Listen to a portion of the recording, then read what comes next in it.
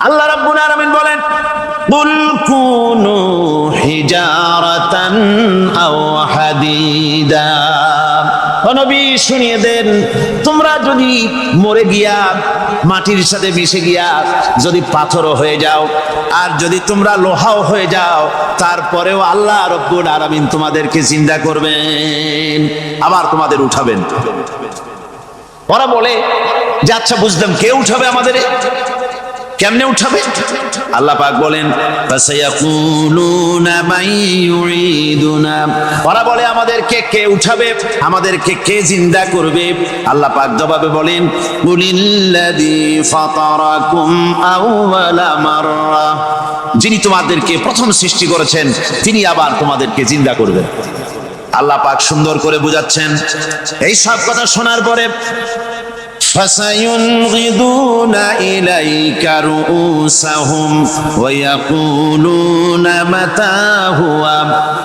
এসব কথা শোনার পরে আল্লাহ বলেন, ওই কাফেরেরা মাথা ঝুলায় ঝুলায় বলে আচ্ছা তা বুঝলাম। আল্লাহ বলেন, ওরা মাথা ঝুলায় আর বলে আচ্ছা বুঝলাম, তবে কিয়ামত কবে সেই কিয়ামত অনুষ্ঠিত হবে? আল্লাহ বলেন, নবী শোনায় দাও, কুল আসা আইয়াকুনা করিবা। বেশি দেরি নাই, হতে পারে খুবই তাড়াতাড়ি।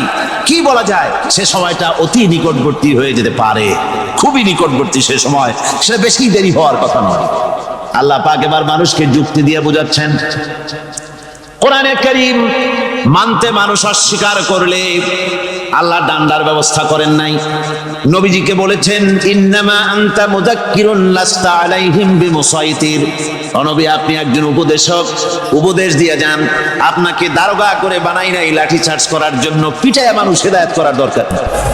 মানুষকে বুঝান, যুক্তি দিয়া বুঝান। আল্লাহ নিজে যুক্তি দিচ্ছেন, আনতুম আশাদ্দু খালকান আমিস সামাউ বানাহা। ওই কাফেরেরা, তোমরা যারা পরকালকে অস্বীকার করো, তোমাদেরকে উঠাইতে পারবো না যারা তোমরা বলছো, তোমাদেরকে সৃষ্টি করা কঠিন না ওই বিশাল আকাশটাকে সৃষ্টি করা কঠিন? ওই বিশাল আকাশটাই তো আমি আল্লাহ সৃষ্টি করেছি, জোরে কোন সুবহানাল্লাহ। তো অত বড় আকাশটারে যিনি বানাইতে পারলেন, সে কথা বুঝি তোমাকে তৈরি করতে পারবে না? আল্লাহ পাক বলছেন, ফানজুর ইলা আসারি রাহমাতিল্লাহি কাইফা ইউহিল আরদা বাদা মাউতিহা। লক্ষ্য করে দেখো, এই পৃথিবীর মাটিকে আল্লাহ কিভাবে জিন্দা করেন। মুর্দা মাটি, এই মাটি চৈত্র বৈশাখ মাসে প্রখর রোদে মাটি ফেটে চৌচির হয়ে যায়। এই ফেটে যাওয়া চৌচির মাটিতে আল্লাহ পাক বৃষ্টির পানি দিয়ে এই মাটিকে, এই মৃত্যু মাটিকে আল্লাহ পাক যেভাবে জিন্দা করেন, ইন্না যালিকা লামুহিল মাউতা ওয়া হুয়া আলা কুল্লি শাইইন কাদির। সে আল্লাহ পাক তোমরা মরলে পরে আবার এভাবে জিন্দা করতে পারবেন, জোরে কোন সুবহানাল্লাহ। আমার ভাইয়েরা, আল্লাহ পাকের পরে বলেন, দেখো মৃত্যু জমিনকে কেমনে জিন্দা করি। আল্লাহুল্লাযী আরসালার রিয়াহা ফাতুসিরু সাহাবা ফাসুকনাহু ইলা বালাদিন মাইতিন ফাআহইয়ানা বিহিল আরদা বা'দা মাউতিহা কাযালিকান নুশুর। আমি আল্লাহ রাব্বুল আলামিন ওই সমুদ্রের নোনা পানিগুলোকে, সমুদ্রের লবণাক্ত পানিগুলিকে বাষ্পীয় আকারে উত্থিত করে মেঘমালায় পরিণত করি, আর এরপরে বাতাসকে হুকুম করি, বাতাস এই মেঘটারে টেনে নিয়ে যাও অমুক জায়গায়। মেঘ চলে এলো, আল্লাহ রাব্বুল আলামিন বলেন, মেঘ এবার বিন্দু বিন্দু করে বৃষ্টি বর্ষণ করে দে। আমার হুকুমে ওই পানিগুলি বৃষ্টি হয়ে বিন্দু বিন্দু হয়ে জমিনে পতিত হয়। আল্লাহ বলেন, এভাবে করে বৃষ্টির পানি দিয়া মরা জমিনকে জিন্দা করে দিয়া নববধূ গর্ভধারণের যেমন প্রস্তুতি নেয়, বৃষ্টির পানি পায়া মরা জমিন তেমন ফসল ধারণের জন্য প্রস্তুতি নিয়ে নেয়। সুবহানাল্লাহ বিহামদি। এইটা যেভাবে আমি করি, কাযালিকান নুশুর, এইভাবে করে তোমাদের কি কিয়ামতের দিন আমি জিন্দা করতে পারবো? কেমনে অস্বীকার করো? কাইফা তাকফুরুনা বিল্লাহি ওয়া কুনতুম আমওয়াতান ফাহইয়াকুম সুম্মা ইউমীতুকুম সুম্মা ইলাইহি তুরজাউন। কি করে তুমি আমাকে, আমি আল্লাহকে অস্বীকার করো? কুনতুম আমওয়াতান, তুমি ছিলে নিষ্প্রাণ, ফাহইয়াকুম, এরপরে আমি তোমাকে জিন্দা করলাম, সুম্মা ইউমীতুকুম, এরপরে তোমাকে আমি মৃত্যু করব, সুম্মা ইউহয়ীকুম, এরপরে তোমাদেরকে আবার আমি জিন্দা করব, সুম্মা ইলাইহি তুরজাউন, এরপরে তোমাদের সকলকেই আমার কাছে ফিরে আসতে হবে। দেখেন না, আমরা যখন মানুষকে কবরে রাখি, কবরে রাখা তারপরে উপরে মাটি দিয়ে কি বলেন আপনারা? মিনহা খালাকনাকুম, পড়েন মিনহা খালাকনাকুম ওয়া ফিহা নুঈদুকুম ওয়া মিনহা নুখরিজুকুম তারাতান উখরা। এ বান্দা, এই মাটি দিয়া তোরে তৈরি করা হয়েছিল, এই মাটির ভিতরে রেখে গেলাম, আবার এই মাটি থেকে আল্লাহ রব্বুল আলামিন তোমারে জিন্দা করবেন। কিয়ামতের ময়দানে সকলকে উঠতে হবে সেখানে আল্লাহর দরবারে। আল্লাহ পাক বলছেন, বান্দা কেমনে অস্বীকার করো? ইন কুনতুম ফি রাইবিম মিনাল বা'স ফাইন্না খালাকনাকুম মিন তুরাব। পরকালকে যারা অস্বীকার করো, কিয়ামতে উঠতে হবে, এটাকে কিভাবে অস্বীকার করো? চিন্তা করে দেখো, তুমি নিষ্প্রাণ মাটি ছিলে, সেই মাটি দিয়েই আমি তোমাকে তৈরি করেছি। আবার আল্লাহ পাক মানুষকে আরো বুঝান, কিয়ামত আছে, পরকাল হবে, আল্লাহর দরবারে উঠতে হবে। আলাম ইয়াকুন নুতফাতাম মিন মানিয়্যিয়ুমনা, তুমি কি মাতৃগর্ভে নিক্ষিপ্ত এক ফোঁটা পানি ছিলে না? সুম্মা কানা আলাকাতান ফাখালাকা ফাসাওয়া, এরপরে তোমাকে মাংসপিণ্ডে, জমাট রক্তে মাংসপিণ্ডে পরিণত করা হলো, এরপরে তোমাকে সুন্দর করে তোমাকে সুগঠিত করা হলো। ফাজআলা মিনহু যাওজাইনি যাকারা ওয়াল উনসা, এরপরে মাতৃগর্ভের ভিতরে আমি এটাকে পুরুষ বানালাম, কন্যা সন্তান অথবা পুত্র সন্তানে পরিণত করলাম। এইটা যে পেরেছে, যিনি পেরেছেন, আলাইসা যালিকা বিকাদিরিন আলা আইয়ুহিয়াল মাউতা, সে আল্লাহর পক্ষে কি সম্ভব নয় যে তোমার মৃত্যুর পরে তিনি আবার জিন্দা করতে পারবেন? কি বলবেন, কি বলেন, সম্ভব না? তিনি পারবেন না? নিশ্চয়ই তিনি আবার কিয়ামতের মাঠে আমাদেরকে হাজির করতে পারবেন, এতে কোনো সন্দেহ নাই। আল্লাহ পাক সেই জন্য এখানে বলতেছেন যে ওরা বাল কাযযাবু বিসসাম, ওরা আসলেই পরকালকে অস্বীকার করেছে। আপনি যে নবী, এতে কোনো সন্দেহ নাই। আপনি খানা খান, আপনি বাজারে যান, এটাই মূল আপত্তির বিষয় না। মূল কথা হলো তারা পরকালকে অস্বীকার করেছে। আল্লাহ পাক বলেন, ওয়া আন্নাস সাআতা আতিয়াতুন লা রাইবা ফিহা, অবশ্যই সে সময় আসবে, সে কিয়ামত আসবেই, এতে কোনো সন্দেহ নাই। ওয়া আন্নাল্লাহা ইয়াবআসু মান ফিল কুবুর, আর আল্লাহ পাক তিনি কবরের মধ্যে অন্তর্নিহিত যা কিছু আছে সবাইকে কিয়ামতের দিন আল্লাহ পাক ময়দানে উঠাবেন। কিয়ামতে আল্লাহর দরবারে সকলকে হাজির হতে হবে। আমার বন্ধুগণ, আল্লাহ পাক বলেন, ওয়া লাকাদ খালাকনাল ইনসানা মিন সুলালাতিন মিন তিন। লক্ষ্য করো, তুমি ছিলে মাটির নির্যাস থেকে, তোমাকে তৈরি করা হয়েছে। শুধু মাটির নির্যাস থেকে তোমাকে কোনো মডেল ছাড়া, কোনো ধরনের আদর্শ ছাড়া, কোনো ধরনের নমুনা ছাড়া তোমাকে সৃষ্টি করা হলো। সুম্মা জাআলনাহু নুতফাতান ফি ক্বারারিম মাকিন, এরপরে মাতৃগর্ভের একটা অত্যন্ত সুরক্ষিত জায়গায় তোমাকে সংরক্ষণ করা হয়েছিল। সুম্মা খালাকনান নুতফাতা আলাকাতান ফাখালাকনাল আলাকাতা মুদগা, রক্তপিণ্ডকে নাপাক পানিকে জমাট রক্ত করেছি, জমাট রক্তকে আমি আবার গোশত পিণ্ডে পরিণত করেছি। ফাকাসাউনাল ইযামা লাহমা, এরপরে সুন্দর করে চামড়া দিয়া গোশত দিয়ে একটা আকৃতি তোমাকে দান করেছি। সুম্মা আনশানাহু খালকান আখারা ফাতাবারাকাল্লাহু আহসানুল খালিকিন, এরপরে সুন্দর একটা বিশেষ একটা আকৃতি দিয়ে তোমাকে আমি সুন্দর করে সুগঠিত করে তোমাকে তৈরি করেছি। সুম্মা ইন্নাকুম বা'দা যালিকা লামাইতুন, এরপরে আমি আল্লাহ রাব্বুল আলামিন তোমাকে মৃত্যু দেব, অবশ্যই তোমাকে মৃত্যুবরণ করতে হবে।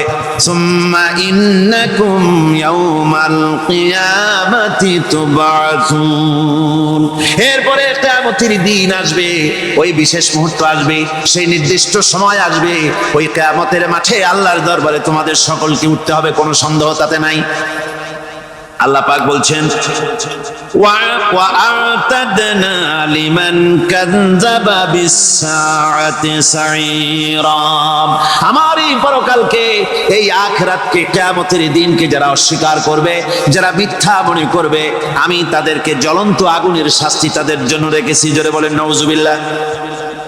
সেই কিয়ামত যে দিনটা আল্লাহ পাক মানুষের জন্য রেখেছেন, সেই কিয়ামতের অবস্থা বড়ই মারাত্মক। মানুষেরা তা জানে না। মানুষ যদি তা বুঝতে পারতো, জানতে পারতো, তাহলে মানুষেরা গুনাহের কাজ করতে পারতো না। আপনারা কি চিন্তা করেন, ওই যে কাফেরগুলি মক্কার জীবনে, রাসূল পাক সাল্লাল্লাহু আলাইহি ওয়াসাল্লামের মক্কি জিন্দেগিতে যে সমস্ত মানুষগুলি চুরি করতো, ডাকাতি করতো, জিনা করতো, বদমাশি করতো, মানুষ হত্যা করতো, এই লোকগুলি ফিরে আসতো কিসের কারণে? তাদেরকে এই আখিরাতের কথা বলা হয়েছে, এই পরকালের কথা বলা হয়েছে। কোরআন শরীফে আল্লাহ রাব্বুল আলামিন পরকালের কথা, মৃত্যুর কথা, কিয়ামতের কথা, হাসরের কথা, সিরাতের কথা, মিজানের কথা, মওতের কথা যত বলেছেন, জান্নাতের কথা যত জায়গায় যতগুলা বলেছেন, সবগুলি আয়াতে কারিমা যদি এক জায়গায় করা যায়, তাহলে পুরা কোরআন শরীফের 1/3 10 পারার সমান হবে। জোরে বলেন সুবহানাল্লাহ। যেহেতু পরকালের চিন্তা ছাড়া মানুষের জীবন পরিচ্ছন্ন হতে পারে না, সুন্দর হতে পারে না, অপরাধ মুক্ত হতে পারে না। আল্লাহ পাক বলেন সেই দিনটি বড়ই ভয়ানক, বিপজ্জনক। ওই দিনটির ব্যাপারে আল্লাহ পাক তার বান্দাদেরকে সতর্ক করে দিয়েছেন, বান্দারা সতর্ক হয়ে যাও, এইভাবে দিন যাবে না, কিয়ামত আসবে, আর ওই কিয়ামত এত মারাত্মক হবে। আল্লাহ সতর্ক করছেন বান্দাদেরকে, ইয়া আইয়ুহান নাসুত্তাকু রাব্বাকুম ইন্না যালযালাতাস সাআতি শাইউন আযীম। হে মানব সকল, আত্মরক্ষা করো খোদার গজব থেকে, আল্লাহর গজব থেকে আত্মরক্ষা করো। ইন্না যালযালাতাস সাআতি শাইউন আযীম, সেই কিয়ামতের সেই কম্পন খুবই মারাত্মক, খুবই ভয়াবহ কম্পন সৃষ্টি হবে সেদিন। ইয়াউমা তারাউনাহা তাযহালু কুল্লু মুরদিআতিন আম্মা আরদাআত, সেদিন দেখতে পাবে স্তন্যদায়িনী মা, যে মা তার সন্তানকে দুধ দেয়, ওই মাও তার দুধের বাচ্চার কথা ভুলে যাবে, মনে থাকবে না। আল্লাহ রাব্বুল আলামিন বলেন ওয়া তাদাউ কুল্লু যাতিন হামলিন হামলাহা, গর্ভধারিণী মেয়ে লোক, তাদের গর্ভ খসে পড়বে। ওয়া তারান নাসা সুকারা, মানুষকে মানুষ দেখতে পাবে, মানুষগুলো উদ্ভ্রান্ত হয়ে পাগলের মতো ছুটাছুটি করছে। আল্লাহ বলেন ওয়া মা হুম বিসুকারা, আসলে এরা নেশাগ্রস্ত নয়, আসলে পাগল হয় নাই। তো ছুটছে কেন? কেন? স্তন্যদায়িনী মা দুধের বাচ্চার কথা ভুলে গেছে। গর্ভধারিণী গর্ভবতী নারী, তার গর্ভ খসে পড়েছে, মানুষ পাগলের মতো দৌড়াচ্ছে। কারণ কি? পাগল তো হয় নাই। আল্লাহ বলেন আসল কারণ হলো ওয়ালাকিন্না আযাবাল্লাহি শাদীদ, আল্লাহর ভয়ঙ্কর আযাব। আর এই সব দৃশ্য, এই সব কম্পন মানুষের মধ্যে ত্রাস সৃষ্টি করে দিয়েছে, এই অবস্থার সৃষ্টি করেছে। আমার ভাইয়েরা, আল্লাহ পাক বলেন ওয়া আনযিরহুম ইয়াওমাল আজিফাতি ইযিল কুলুবু লাদাল হানাজির কাযিমিন। ও নবী, মানুষদেরকে আপনি সতর্ক করেন, ওই দিনটা এমন হবে ভয়ের চোটে মানুষের কলিজা তার মুখের কাছে চলে আসবে। মানুষ ভয়তে অস্থির হয়ে যাবে, কলিজা গলার কাছে চলে আসবে। সেই দিনের কথা তাদের শোনায় দেন। ওই দিনটা এমন মারাত্মক দিন।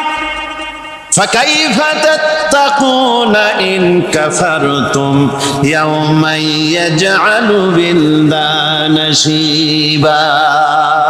সেদিন ভয়ে চিন্তায় যুবক ছেলে বৃদ্ধে পরিণত হয়ে যাবে, কিশোরগুলি তরুণগুলি বৃদ্ধে পরিণত হয়ে যাবে। আমার বন্ধুগণ, মানুষ সেদিন দিক বিদিক হয়ে দৌড়াতে থাকবে, পালাবো কোথায়? আল্লাহ কোরআন শরীফে সব কথা বলে দিয়েছেন। ইয়াকুলুল ইনসানু আইনাল মাফার, কোথায় ভাগবো, পালাবো কোথায়? অস্থির হয়ে মানুষ দৌড়াতে থাকবে, পালাবো কোথায়, যাব কোথায়? আল্লাহ বলেন কাল্লা লা ওয়াজারা ইলা রাব্বিকা ইয়াউমাইযিনিল মুস্তাকার। ভাগবার কোনো রাস্তা নাই, পালাবার কোনো পথ নাই, একমাত্র তোমার রব ছাড়া, আল্লাহর দরবার ছাড়া পালানোর কোনো রাস্তা আজার নাই। আমার বন্ধুগণ, এই কঠিন সময়, এই কঠিন দিনে, পরকালের এই দিনে, কিয়ামতের এই মারাত্মক অবস্থায় সকলকে উঠতে হবে। আল্লাহ পাক বলেন এরপরে কিয়ামত অনুষ্ঠিত হয়ে যাবে। সূরা ফুরকানে আল্লাহ বলছেন ইযা রাআতুহুম মিন মাকানিন বাঈদিন সামিউ লাহা তাগায়ুযান ওয়া যাফীরা। যখন তাদেরকে জাহান্নাম দেখতে পাবে, অর্থাৎ জাহান্নামের, যখন তারা জাহান্নামের দিকে অগ্রসর হবে, তখন তারা দূর থেকেই জাহান্নামের ক্রোধ এবং তেজস্বী আওয়াজ শুনতে পাবে। জাহান্নামের আওয়াজ, বিকট আওয়াজ। ওই যে কক্সবাজারের সমুদ্র সৈকতে ভ্রমণ করতে গিয়ে সমুদ্রের তুফানের আওয়াজ শুনছেন না? কথা বল না কেন? সমুদ্রের তুফানের আওয়াজ শুনেছেন তো? এইটা কি? এটা কিছুই না, এর থেকে মারাত্মক আওয়াজ, তেজস্বী ক্রোধের আওয়াজ কানের মধ্যে আসতে থাকবে জাহান্নামীদের। আল্লাহ রাব্বুল আলামিন বলেন ওয়াইদা উলকু মিনহা মাকানান দায়িকাম মুকাররানিনা দাউ হুনালিকা সুবুরা। যখন তাদেরকে হাত পা বেঁধে এই জাহান্নামের কোন সংকীর্ণ জায়গায় ফেলে দেওয়া হবে, তখন দাও হুনালিকা সুবুরা, তারা তখন নিজেদের ধ্বংস এবং মৃত্যু কামনা করবে। আল্লাহ বলেন লা তাদউল ইয়াওমা সুবুরান ওয়াহিদান ওয়াদউ সুবুরান কাসীরা। আজকে এক মৃত্যু ডেকো না, অসংখ্য মউত ডাকো। আজকে মউত আর তোমাদের আসবে না, অসংখ্যবার ডাকলেও মউত তোমাদের আসবে না। এই যে জাহান্নাম, যে জাহান্নামের দিকে তাদের নিয়ে যাওয়া হবে, আল্লাহকে অস্বীকার করলে, নবীকে অস্বীকার করলে, ইসলামকে অস্বীকার করলে, আল্লাহর নবীর নবুয়তকে অস্বীকার করলে তাদের জায়গা হবে জাহান্নাম। আর সে জাহান্নাম এত মারাত্মক, এত কঠিন জায়গা, যে জায়গা সম্পর্কে আল্লাহ পাক বলছেন ইন্নাহু মাইয়াতি রাব্বাহু মুজরিমান ফাইন্না লাহু জাহান্নামা লা ইয়ামুতু ফিহা ওয়া লা ইয়াহইয়া। অপরাধী হয়ে যে লোক আল্লাহর দরবারে উপস্থিত হবে, তার জন্য জাহান্নাম হবে, জাহান্নামে আল্লাহ দিবেন। আর ওই জাহান্নামে যখন লোকটা পড়ে যাবে, জাহান্নামের অবস্থা এমন হবে লা ইয়ামুতু ফিহা ওয়া লা ইয়াহইয়া, সে বাঁচবেও না, মরবেও না, জীবন মৃত্যু একটা অবস্থা সৃষ্টি হবে। ওই জাহান্নামে নারুল্লাহিল মুকাদাতুল্লাতী তাত্তালিউ আলাল আফইদা। জাহান্নামের প্রচন্ড আওয়াজ, এই আগুন উৎক্ষিপ্ত হয়ে তাদের কলিজা পর্যন্ত, অন্তর পর্যন্ত স্পর্শ করবে। এই আগুনের তাপ, আর এদের পাহারায় রাখা হবে। ইন্নাহা আলাইহিম মুসাদাতুন ফি আমাদিন মুমাদ্দাদা, জাহান্নামীদের পাহারায় রাখা হবে নির্মম, কঠোর ব্যবহার, কর্কশ আওয়াজ, কর্কশ ভাষী এ ধরনের ফেরেশতাদেরকে রাখা হবে তাদের পাহারায়, তারা নিয়োজিত থাকবে। আল্লাহ রাব্বুল আলামিন বলেন, ও দুনিয়ার মানুষ, ইয়া আইয়ুহাল্লাযীনা আমানু ও আনফুসাকুম ওয়া আহলিকুম নারা, ও ঈমানদারেরা, আল্লাহর তো দয়া বেশি বান্দার জন্য। বান্দার উপরে দয়া কার সবচেয়ে বেশি? সবচেয়ে বেশি দয়া হলো বান্দার উপরে আল্লাহ। আল্লাহ চান না যে সে জাহান্নামে যাক, কঠিন জায়গা জাহান্নাম। আল্লাহ বলেন, ও মুমিনেরা, তুমি নিজে আর তোমার পরিবারবর্গকে জাহান্নামের আগুন থেকে রক্ষা করো, আগুন থেকে রক্ষা করো, জাহান্নামের রাস্তা থেকে তাদের ফিরাও। ওই জাহান্নাম, যেই জাহান্নামের ইন্ধন হবে মানুষ আর পাথর, ফিরাও জাহান্নাম থেকে মানুষকে, তোমার সন্তানদেরকে ফিরাও। আজকে যে সব সন্তানের আল্লাহ বলেন তুমি নিজে বাঁচো, আহল আয়ালকে বাঁচাও। যে সব সন্তান তোমার নামাজ নাই, রোজা নাই, আল্লাহ পরকালের চিন্তা নাই, যারা ইসলামকে বিশ্বাস করে না, যারা মনে করে কোরআন হচ্ছে বেহেশত দোজখের কথা শুধু, ওতে কোনো মানুষের অর্থনীতি, সমাজনীতি, রাজনীতির ব্যাপার নাই, মানুষের জীবনের দরকারি জিনিসগুলি সেখানে নাই। সুতরাং আমরা যদি দুনিয়ায় সুখ সমৃদ্ধি পেতে চাই, তাহলে আমাদেরকে মানুষের তৈরি করা মতবাদ মানতে হবে। এইভাবে ছেলেরা যখন মানুষের তৈরিকার মতবাদের দিকে যখন দৌড়ায়, মা বাপ যদি তাদেরকে না ফিরায়, জাহান্নাম থেকে বাঁচাবার জন্য যদি চেষ্টা না করে, কিয়ামতের দিন ওই সন্তানেরা জাহান্নামে, যখন জাহান্নামের অর্ডার তাদের হয়ে যাবে, তারা বলবে, রব্বানা আরিনাল লাযাইনি আদাল্লানা, হে আমার প্রভু, কে আমাদেরকে গোমরাহ করে দিল, মিনাল জিন্নি ওয়াল ইনসি, জিনের ভিতর থেকে, মানুষের ভিতর থেকে, আমাদের নেতারা, আমাদের মা বাপ, আমাদের মুরব্বী, কারা আমাদেরকে বিভ্রান্ত করলো, তোমার রাস্তা থেকে সরাই দিল, ওরা কই? ওদেরকে নিয়ে আসো। আমাদেরকে এই খারাপ রাস্তা থেকে ফিরায় নাই, জাহান্নামের পথে চলেছি, আমাকে ফিরায় নাই। ও আল্লাহ, আজকে জাহান্নামে যাওয়ার আগে ওই মা বাপ আর মুরব্বি আর নেতাগুলি নিয়ে আসো। নাজআলহুমা তাহতা আকদামিনা লিয়াকুনা মিনাল আসফালিন, নিয়ে আসো ওদেরকে পায়ের তলে রেখে তারপরে জাহান্নামে যাব। আমার ভাইরা, যে ছেলে আজকে মানুষের তৈরি করা মতবাদের আন্দোলন করছে, সেকুলারিজম করছে, সোশ্যালিজম করছে, ক্যাপিটালিজম করছে, তারপরে ন্যাশনালিজম করছে, হাজারো মতবাদের দিকে আকৃষ্ট হয়েছে আপনার ছেলে, আপনার স্ত্রী, আপনার বোন, আপনার ভাই, আপনি জেনে শুনে তাদেরকে ফিরাচ্ছেন না, আল্লাহ রাস্তায় আনতেছেন না। কিয়ামতের দিন ওরা পালাইতে যাবে, এবং ওদের এই অপরাধের কারণে, ফিরানোর কারণে, সহযোগিতা করার কারণে কিয়ামতের দিন অবস্থা করুণ হয়ে যাবে। এই জন্য আল্লাহ রাব্বুল আলামিন বলছেন, হে বিশ্বাসীরা, আমাকে তোমরা যারা বিশ্বাস করেছো, ঈমান এনেছো, নিজে বাঁচো আর নিজের আহল আয়ালকে জাহান্নামের আগুন থেকে বাঁচাও। ওই জাহান্নাম আলাইহা মালাইকাতুন গিলাদুন শিদাদুন লা ইয়াসুনাল্লাহা মা আমারাহুম ওয়া ইয়াফআলুনা মা ইউমারুন। আল্লাহ রাব্বুল আলামিন বলেন, সেখানে অত্যন্ত কর্কশ, রূঢ় এবং নির্মম স্বভাবের এমন সব ফেরেশতা পরিচালক হিসেবে জাহান্নামে দেওয়া হবে। যারা আল্লাহর নির্দেশের বাইরে কোনো কাজ করে না, তারা সেই সব কাজই করে যা আল্লাহ তাদেরকে হুকুম করেন। তাদেরকে অনুরোধ করে, দরখাস্ত করে কোন রকম তাদের কাছ থেকে কোনো কৃপা, কোনো করুণা, কোনো মহব্বত কিছুই পাওয়া যাবে না। অত্যন্ত কর্কশ, রূঢ় মেজাজের ফেরেশতা সেখানে পরিচালক হিসেবে দেওয়া হবে। আর ওই জাহান্নামীদেরকে, যারা জাহান্নামে যাবে কিয়ামতের দিন, ফাল্লাযীনা কাফারু কুত্তিআত লাহুম সিয়াবুম মিন নার, আগুন দিয়ে কেটে তাই দিয়ে পোশাক তৈরি করে দেওয়া হবে, আগুনের পোশাক পরিয়ে দেওয়া হবে। আগুনের পোশাক গায়ে পরিয়ে দেওয়ার পরে, কুল্লামা নাদিজাত জুলুদুহুম বাদদালনাহুম জুলুদান গায়রাহা, একবার চামড়া পুড়ে যাবে, জাহান্নামের আগুনে চামড়া পুড়ে গলে যাবে, আবার আল্লাহ রাব্বুল আলামিন নতুন করে চামড়া পরিয়ে দিবেন, যাতে করে শাস্তির তীব্রতা অনুভব করতে পারে। জোরে কোন নাউজুবিল্লাহ। আমার ভাইরা, জাহান্নামীরা ক্ষুধার ক্ষুধার যন্ত্রণায়, তৃষ্ণার যন্ত্রণায় আকাশের দিকে তাকায় থাকবে, উপরের দিকে তাকায় থাকবে, বলবে আরে যদি একটু বৃষ্টি হতো, মেঘ হতো। হঠাৎ করে দেখবে যে উপরে কালো মেঘ হয়ে গেছে, মনে করবে যে এবার বুঝি বৃষ্টি হবে, পানি পান করব। মেঘ তারা দেখতে পেল, মেঘের ভিতর থেকে অল্পক্ষণের ভিতরে গরম পানি পড়বে, এমন গরম পুঁজ, এমন গরম রক্ত পড়বে যেগুলি পান করলে পরে সঙ্গে সঙ্গে পেটের নাড়ি ভুঁড়ি আর কলিজা পিছনের দরজা দিয়া সব বেরিয়ে যাবে।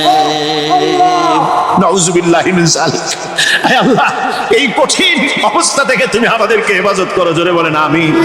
সবাই বলেন আমিন। আমার ভাইয়েরা, তামসার ব্যাপার নয়। ও যুবক ভাইয়েরা, শিক্ষিত ভাইয়েরা, তামসা করার ব্যাপার না। দুনিয়ায় খেল তামাশা ফুর্তি করার জায়গা না। जगह जी लगाने के लिए ये दुनिया नहीं है, ये इबरत की जा है, तमाशा नहीं है। দুনিয়া উপদেশ গ্রহণ করার জায়গা, খেল তামাশা করার জায়গা না। এই পৃথিবীতে আল্লাহ রাব্বুল আলামিন বলেন, নাফরমানি করলে পরে জাহান্নামে যাবেই, জাহান্নামে যেতে হবে। ওই জাহান্নামীদেরকে কি খেতে দেওয়া হবে? আল্লাহ পাক বলছেন, শোনো, খেতে দেব কি? তুসকা মিন আইনিন আনিয়া, ফুটন্ত গরম পানি তাদেরকে পান করতে দেওয়া হবে। লাইসা লাহুম তুআমুন ইল্লা মিন দরি, কাঁটা যুক্ত ঘাস তাদেরকে খেতে দেওয়া হবে। লা ইউসমিনু ওয়ালা ইউগনি মিন জু, এই খাবারে তাদের শরীর পরিপুষ্ট হবে না, আর ক্ষুধাও নিবৃত্ত হবে না। আমার বন্ধুগণ, এমন কঠিন জাহান্নামের অবস্থা থেকে মাপ পাওয়ার জন্য ইমানের জোশ আসতে হবে, ইমানদার হতে হবে, আর নাফরমানিকে ছেড়ে দিতে হবে। জাহান্নামে যখন মানুষদেরকে নিয়ে যাওয়া হবে, জাহান্নামীদেরকে, ইযা উলকু ফিহা সামিউ লাহা শাহীকান ওয়া হিয়া তাফুর, যখনই খোদাত্রহীদেরকে জাহান্নামের দিকে নিয়ে যাওয়া হবে, আজ তো খুব মাতবাড়ি, কত ভক্ত আছে, তারপরে কত শক্তি, কত কিছু, কিন্তু আল্লাহর দরবারে যখন হাজির হবে, কোনো শক্তি তখন কাজে লাগবে না, কোনো শক্তি কাজে লাগবে না। জাহান্নামে যখন তাদেরকে নিয়ে যাওয়া হবে, জাহান্নাম তখন গোসায় ফেটে পড়তে থাকবে, জাহান্নামের ভিতর থেকে গর্জন আসতে থাকবে, তাকাদু তামাইয়াজু মিনাল গায়জ, জাহান্নাম যেন গোসায় ফেটে পড়তে চাইবে। কুল্লামা উলকিয়া ফিহা ফাওজুন সাআলাহুম খাজানাতুহা আলাম ইয়াতিকুম নাদির, জাহান্নামের পরিচালক বলবে, ও আল্লাহর বান্দা, কেন আজ জাহান্নামে আসলি, কেন দোজখে আসলি? আলাম ইয়াতিকুম নাযীর, তোর কাছে কি কোনো ভীতি প্রদর্শক কেউ যায় নাই? কোন নবীর কথা কি শোনো নাই? কোরআনের কথা কি শোনো নাই? হাদিসের কথা কি শোনো নাই? জাহান্নামে কেন এলি? এত বড় খারাপ জায়গা কেন আসলি? শোনো নাই কি কোনো ভয় দেখানো কেউ কি সব সতর্কবাণী শোনায় নাই? বেঈমানেরা বলবে, ক্বালু বালা ক্বাদ জাআনা নাযীর, হ্যাঁ, আমাদের কাছে এসেছিল, আমাদের কাছে ভীতি প্রদর্শনকারী এসেছিল। ফাকাযযাবনা ওয়া কুলনা মা নাযালাল্লাহু মিন শাই, এসেছিল কিন্তু আমরা বলেছি বেটা মিথ্যে কথা বলে। জোরে কর নাউজুবিল্লাহ। বেটা মিথ্যে কথা বলে। কিসের ব্যস্ত, কিসের দোজখ? খালি খালি দোজখের একটা ভয় দেখাইয়া দুনিয়ার এই টাটকা সুখগুলি নষ্ট করতে চায় এরা। পয়গম্বরদেরকে এরকম বলেছে, আর আলেমদেরকেও যখন কোরআন হাদিস থেকে বলা হয় তখন বলে, এরা জানি দোজখের কথা কইতে, দোজখ কিসের? আর ব্যস্ত, সে তো এক অসভ্য উদ্যান। জোরে কর নাউজুবিল্লাহ। এমনি করে তারা তামসা করে। ওরা বলবে, আমরা এসেছিল ভীতি প্রদর্শনকারী, আমরা মিথ্যে মনে করেছি, বলেছি ওটা মিথ্যে কথা, আর বলেছি আল্লাহ এই ধরনের কিছু নাজিল করেন নাই। জাহান্নামীরা বলবে, ওয়াকালু লাউ কুন্না নাসমাউ আও নাকিলু মা কুন্না ফি আসহাবিস সাঈর, আরে লাউ কুন্না নাসমাউ, তার মানে হলো যদি আমরা শুনতাম, অর্থাৎ মানতাম, যদি নবীর কথা মানতাম, কোরআনের কথা যদি মানতাম আর যদি ভালো করে বুঝতাম, মা কুন্না ফি আসহাবিস সাঈর, তাহলে আজকে এই জাহান্নামের কঠিন শাস্তি আমাদের লাভ পেতে হতো না, জাহান্নাম থেকে বেঁচে যেতে পারতাম। কি সর্বনাশ করলাম, বুঝি নাই, যা কিছু শুনেছি মানুষের কথা মতো শয়তানের ওয়াসওয়াসায় পড়ে তো ভুলই করলাম। সেদিন যতই আফসোস করা হোক না কেন, এই আফসোস কোনো কাজে লাগবে না। قل أذلك خير أم جنة الخلد التي وعد المتقون كانت لهم جزاء ومصيرا।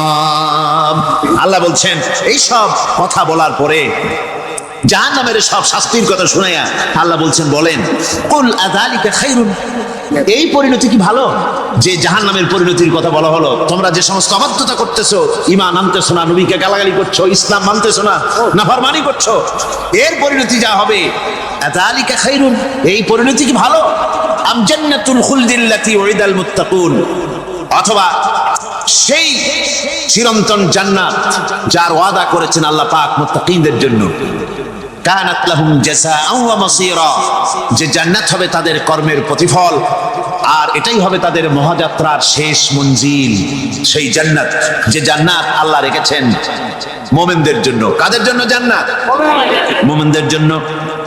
সেটা এমন জান্নাত হবে, লাহুম ফিহা মা ইয়াশাউনা খালিদিন, যা চাইবে মনের আশা আকাঙ্ক্ষা অনুযায়ী সব পাবে বেহেশতের মধ্যে।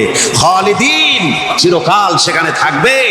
কানা আলা রাব্বিকা ওয়াদাম মাসউলা, এটা হচ্ছে তোমার রবের অবশ্য পূরণীয় ওয়াদা। জোরে বলেন সুবহানাল্লাহ।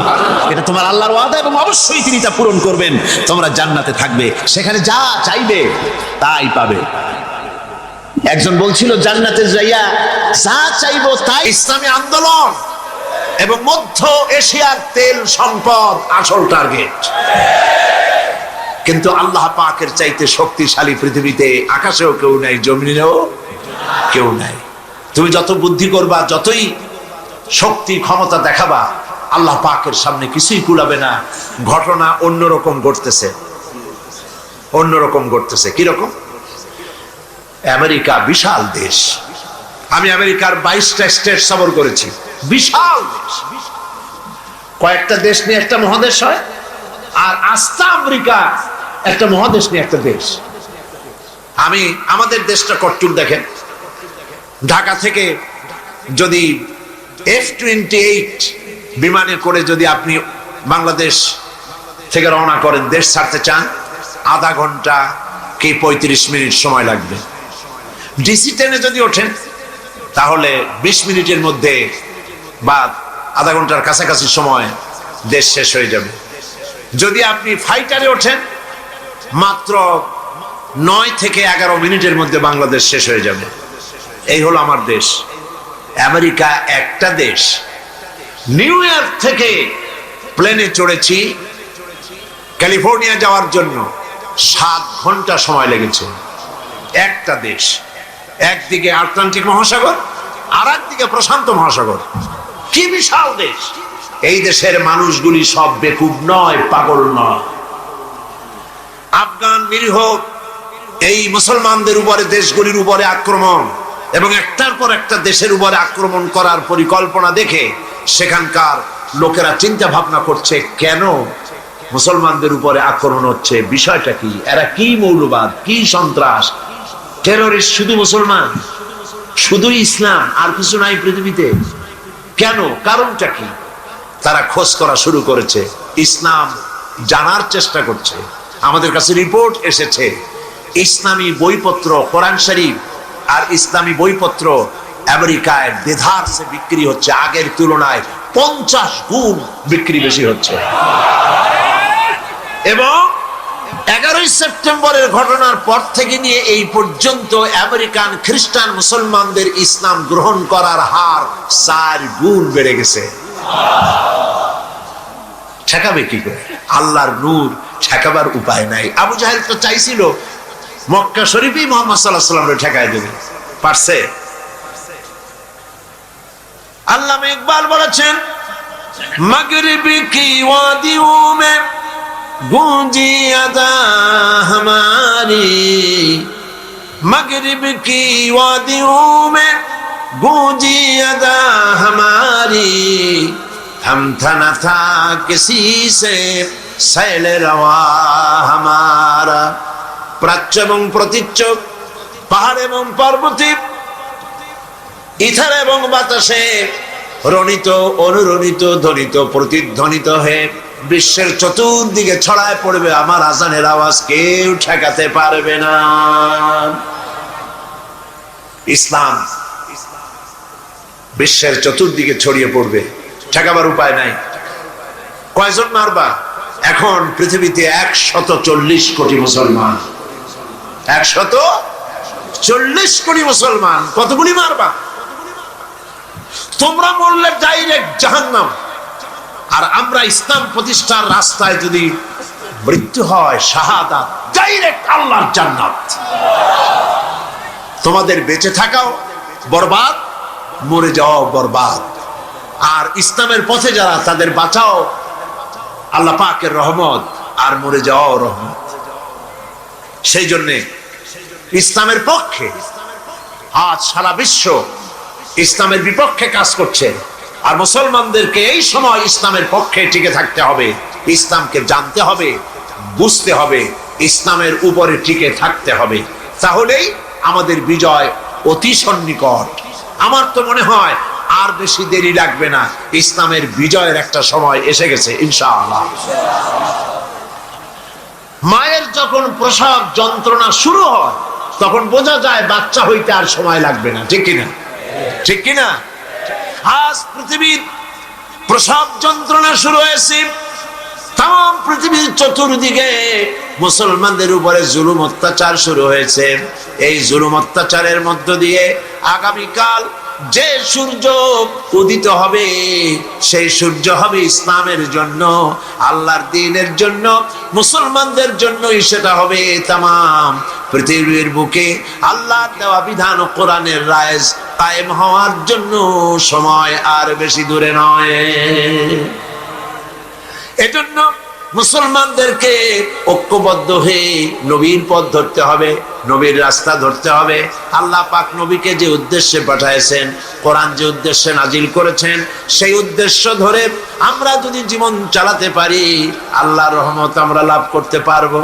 আল্লাহ পাক আমাদেরকে, আল্লাহ পাক বলেছেন কোরআনে কারীমের মধ্যে, ওয়া কানা হাক্কান আলাইনা নাসরুল মুমিনিন। আল্লাহ রাব্বুল আলামিন বলেন, মুমিনদেরকে সাহায্য করা আমি আল্লাহর জন্য ওয়াজিব। সুবহানাল্লাহ বলেন, মুমিনদেরকে সাহায্য করা আমি আল্লাহর জন্য ওয়াজিব। মুসলমান বেশি হওয়া লাগবে, সৈন্য সংখ্যা বেশি হতে হবে, অস্ত্র বেশি হতে হবে। আল্লাহ পাক এগুলি বলেননি। অস্ত্র লাগবে, এটা ঠিক, অস্ত্র লাগবে। কিসের জন্য? দিন প্রতিষ্ঠার জন্য। কেউ যদি আমাদের মারে, তাহলে আমরা তো আর বসে বসে আঙ্গুল চুষতে পারবো না, কি বলেন, ঠিক কিনা? এই জন্য জিহাদে আল্লাহর মদদ পাওয়া যায়। মুসলমানেরা আল্লাহর দেওয়া বিধান কায়েমের জন্য যদি চেষ্টা চালায়, আল্লাহ পাক বলেছেন, ওয়ালা তাহিনু ওয়ালা তাহজানু ওয়া আনতুমুল আলাউনা ইন কুনতুম মুমিনিন। কোনো ভয় নাই, কোনো চিন্তা নাই, যদি মুমিন হও আমি আল্লাহ তোমাদেরকে জয়ী করব।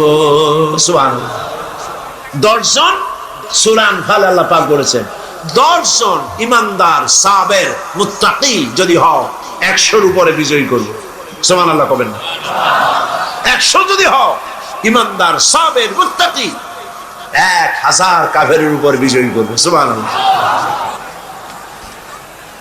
আল্লাহ পাক আজও তার রহমত নিয়ে আসেন আমরা যদি মুমিন হই। বদরের মাঠে, জিহাদের ময়দানে একজন সাহাবী বলছেন, ইয়া রাসূলুল্লাহ, জিহাদের ময়দানে সবাই নেমে গিয়েছে, আমি একজন যুবক মানুষ, মুসলমান, আমার কাছে কোনো অস্ত্র নাই, মেহেরবানি করে একটা অস্ত্র দেন, আমি জিহাদে শরীক হয়ে যাই। হুজুর বললেন, আমার কাছে অস্ত্র নাই। তিনি বললেন, ইসলামের এই প্রথম জেহাদে আমি কি করে নীরব দর্শকের ভূমিকা পালন করি? যা পারেন তাই দেন আপনার হাত দিয়া। নবীজি এদিক ওদিক তাকায়া একটা শুকনা খেজুরের ডাল পেলেন, শুকনা খেজুরের ডালটা ধরাই দিলেন সাহাবীর হাতে। সাহাবী বলেন, নবীজির হাতের দেওয়া শুকনা খেজুরের ডাল দিয়া জিহাদের ময়দানে ঝাঁপিয়ে পড়লাম। ধারালো তরবারি দিয়ে আঘাত করলে যেমন কাম হয়, নবীর দেওয়া শুকনা খেজুরের ডাল দিয়ে আঘাত করার সঙ্গে সঙ্গে কাফের দ্বিগণ্ডিত হয়ে পড়তে লাগলো। কবি বলছেন, ফিজাই বদরি পয়দা কুন ফেরেশতে তেরি নুসরত কো, ফিজাই বদরে পয়দা কুন ফেরেশতে তেরি নুসরত কো, उतर सकते गर्दू से कतर अंदर कतर अब्बी। বদরের মুসলমানের মতো ঈমান আজ যদি তোমাদের ভিতরে থাকে, আল্লাহ রাব্বুল আলামিন কাতারে কাতারে ফেরেশতা তোমাদের সাহায্যের জন্য নামায়া দিবে। ঈমানদার হও, মুসলমান হও, আল্লাহ পাক সাহায্য করবেন। আল্লাহ পাকের সাহায্য নিয়ে আমরা কি করতে চাই? দিন প্রতিষ্ঠা করতে চাই। আমরা মারামারি করতে চাই না।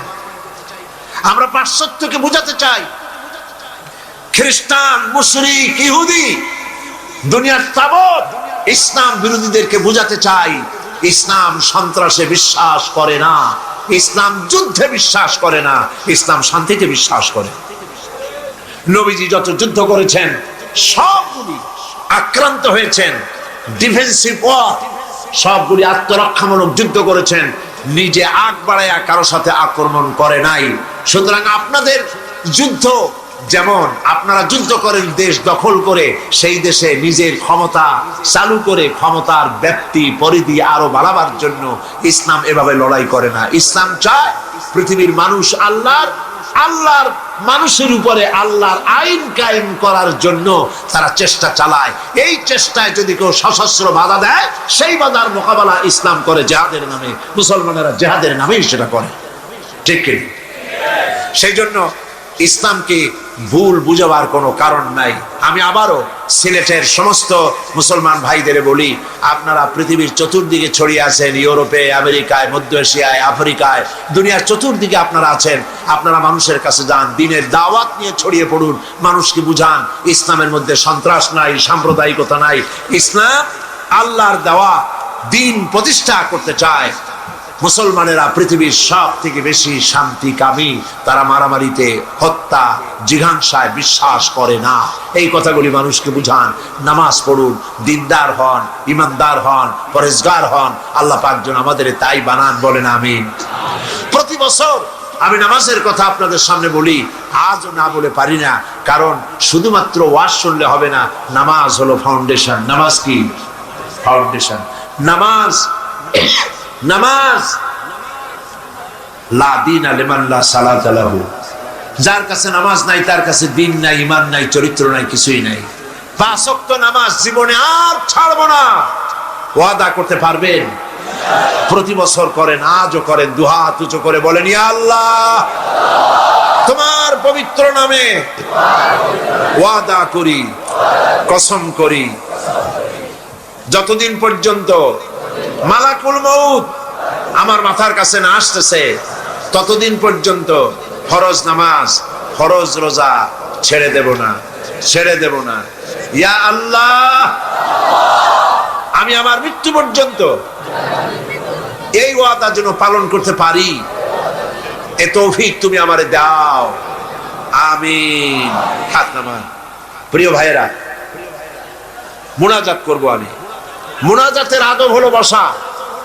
যত মুসলমান যেখানে আছেন, এত বড় মুনাজাত জীবনে আরেকটা পাবো কোনো নিশ্চয়তা নাই। কথা ঠিক কিনা? যাদের কিসমত খারাপ কেবল তারাই মুনাজাতে শরীক হইতে পারবে না, আর যাদের কপাল ভালো তারা তো পারবেই। রাস্তা বন্ধ করে দিন, যারা রাস্তায় দাঁড়াইছেন এতক্ষণ রাস্তায় বসে পড়েন, রাস্তায়, গাছে, ছাদে, যিনি যেখানে আছেন সব বসে যাবেন। আল্লাহুম্মা আমিন। ربنا ظلمنا أنفسنا وإن لم تغفر لنا وترحمنا لنكونن من الخاسرين সবাই পড়ুন, রব্বানা যালামনা আনফুসানা ওয়া ইল্লাম তাগফির লানা ওয়া তারহামনা লানাকুনান্না মিনাল খাসিরিন। আয় আল্লাহ রাব্বুল আলামিন, লক্ষাধিক জনতার এই বিশাল জনসমুদ্র নিয়ে তোমার দরবারে গভীর রাত্রে হাত তুলেছি। আল্লাহ তাআলা 5 দিন চলে গেলেন জাবালে সুরে। গুহার কাছে যখন গিয়েছেন, হযরত রক্ত হয়ে গেল। হযরত আবু বকর রাদিয়াল্লাহু তাআলা আনহু বলছেন, হুজুর আর উপায় নাই, দিন হয়ে গেল, এখন বুঝি ধরা পড়ে যাব। ওই গুহার মধ্যে গিয়ে আশ্রয় নেই। তবে আপনি দাঁড়ান, গুহার ভিতরে পাহাড়িয়া গুহা, বিচ্ছু থাকতে পারে, সাপ থাকতে পারে, আমি আগে ঢুকি। যদি কোনো হিংস্র প্রাণী থাকে আমার উপর দিয়ে আঘাত হয়ে যাক, আল্লাহর নবী হেফাজতে থাকুন। হযরত আবু বকর রাদিয়াল্লাহু তাআলা আনহু গুহার ভিতরে নামলেন। নেমে গুহা সাফ করে হুজুরকে ডাকলেন। হুজুর তাশরীফ ফরমালেন গুহার মধ্যে। হুজুর বলেন, আবু বকর হেঁটে হেঁটে কষ্ট হয়ে গেছে, তুমি বসো, তোমার উরুর উপরে মাথা রেখে আমি একটু ঘুমায়ে যাই। আল্লাহর হাবিব ঘুমায়ে গেলেন। হযরত আবু বকর লক্ষ্য করে দেখেন চতুর্দিকে অনেকগুলি গর্ত দেখা যায়। এই গর্ত থেকে সাপ আসতে পারে, বিচ্ছু আসতে পারে মনে করে নিজের গায়ের চাদর ছিঁড়ে ছিঁড়ে গর্তগুলি বন্ধ করা শুরু করে দিলেন। কয়েকটা গর্ত বন্ধ করার মতো চাদর আর নাই, পাও দিয়ে চেপে ধরলেন।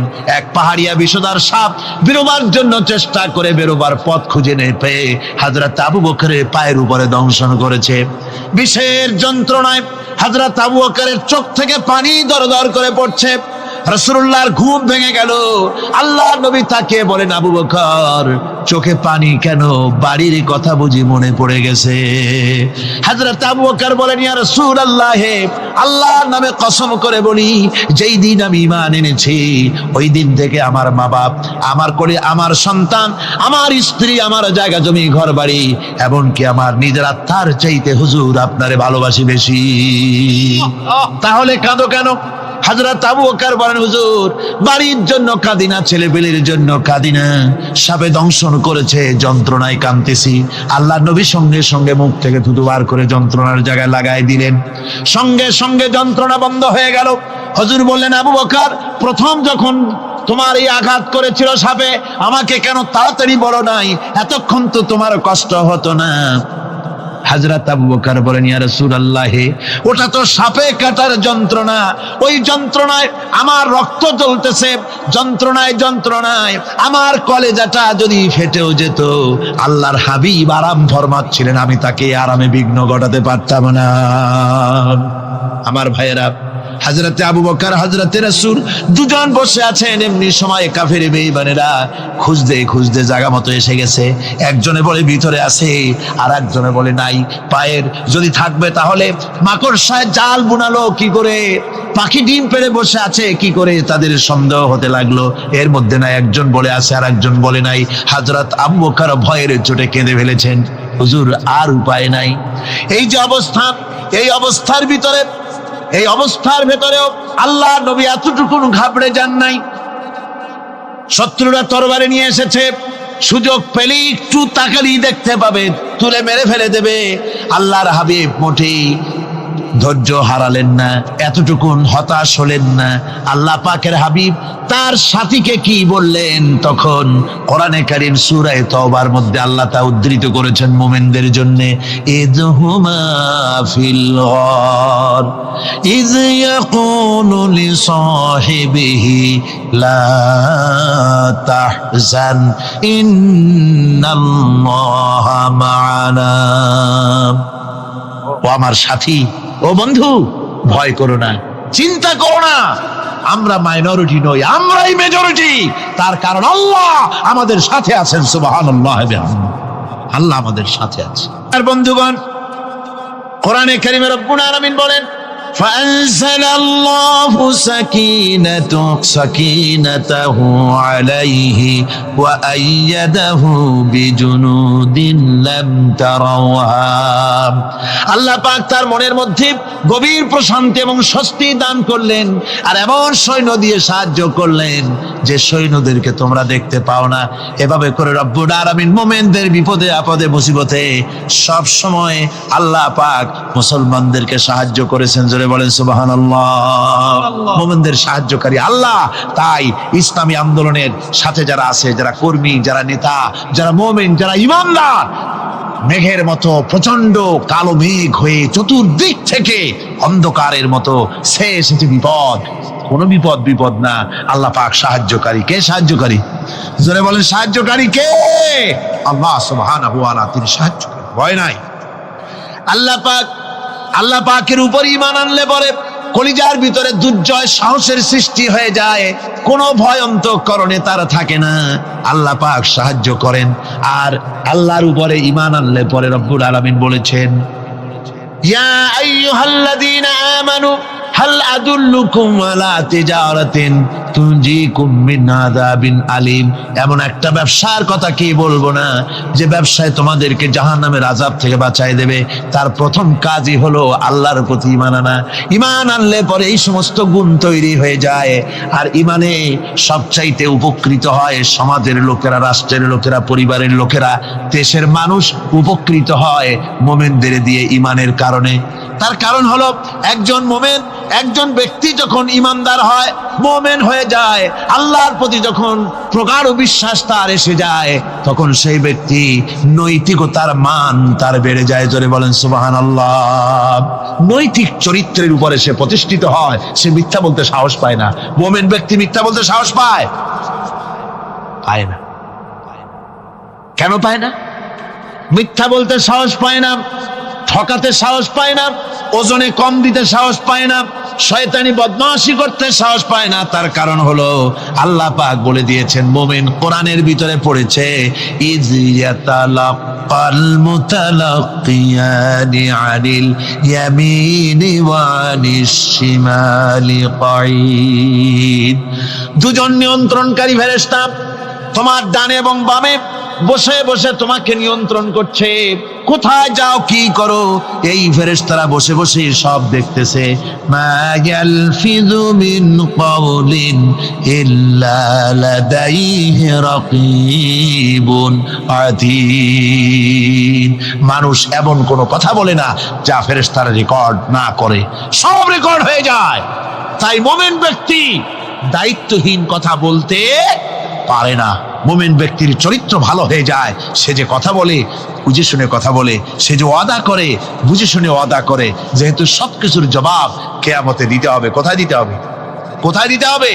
কিয়ামতে আল্লাহর দরবারে জবাব দিতে হবে। মহান আল্লাহ রাব্বুল আলামিন বলেছেন, وَلَقَدْ خَلَقْنَا الْإِنسَانَ وَنَعْلَمُ مَا تُوَسْوِسُ بِهِ نَفْسُهُ। মানুষ সৃষ্টি করেছি আমি, তার অন্তঃকরণের ভিতরে ওয়াসওয়াসা কি হয় আমি জানি। এই জন্য মুমিনেরা মনের ভিতরে কোনো খারাপ কল্পনাও করতে পারে না। খারাপ কল্পনা করলেও তার হিসাব দেওয়া লাগবে আল্লাহর কাছে। কার কাছে? ওয়াইন তুবদু মিন আনফুসিকুম আও তুখফুহু ইউহাসিবুকুম বিহিল্লাহ। আল্লাহ বলেন, মনের মধ্যে যেসব কল্পনা করো তা প্রকাশ করো আর গোপন রাখো, ওইটার হিসাব নেব আমি আল্লাহ পাক। কিয়ামতের দিন আমার কাছে হিসাব দিতে হবে।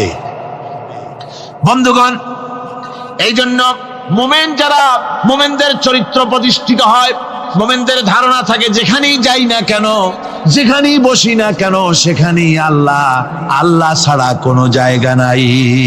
আছে নাকি? আছে। আল্লাহ পাক বলেন, মা ইয়াকুনু মিন নাজওয়া সালাসাতিন ইল্লা হুয়া রাবিউহুম। তোমরা যেখানে তিনজন মিলে পরামর্শ করো, মনে রেখো তিনজন নও, ওখানে চতুর্থ সত্তা আমি রব্বুল আলামিন তোমাদের কাছে আছি। সব শুনি আর দেখি। পাঁচজন যেখানে হও সেখানে আমি ষষ্ঠ। এর থেকে যদি কম হও, এর থেকে যদি বেশি হও, বান্দারে তুমি আছো যেখানে আমি আল্লাহ আছি সেখানে উপায় নাই, সব জায়গায় আমি দেখতে পাচ্ছি। শুধু তাই নয়, রাত্রিবেলায় মানুষেরা গোপনে পরামর্শ করে না? করে কিনা?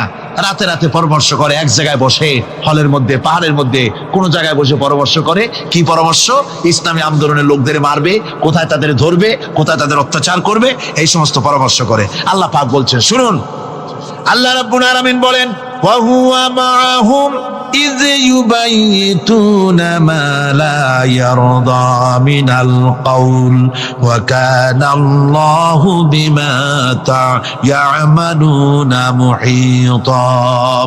আল্লাহ পাক বলেন, তিনি তো ঠিক সেই সময়ও তোমাদের কাছে থাকেন যখন তোমরা নিজেদের ঘরের মধ্যে বসে কোনো এক জায়গায় বসে আল্লাহর মর্জির খেলাফ পরামর্শ করো, আল্লাহ তখনও তোমাদের কাছে থাকেন।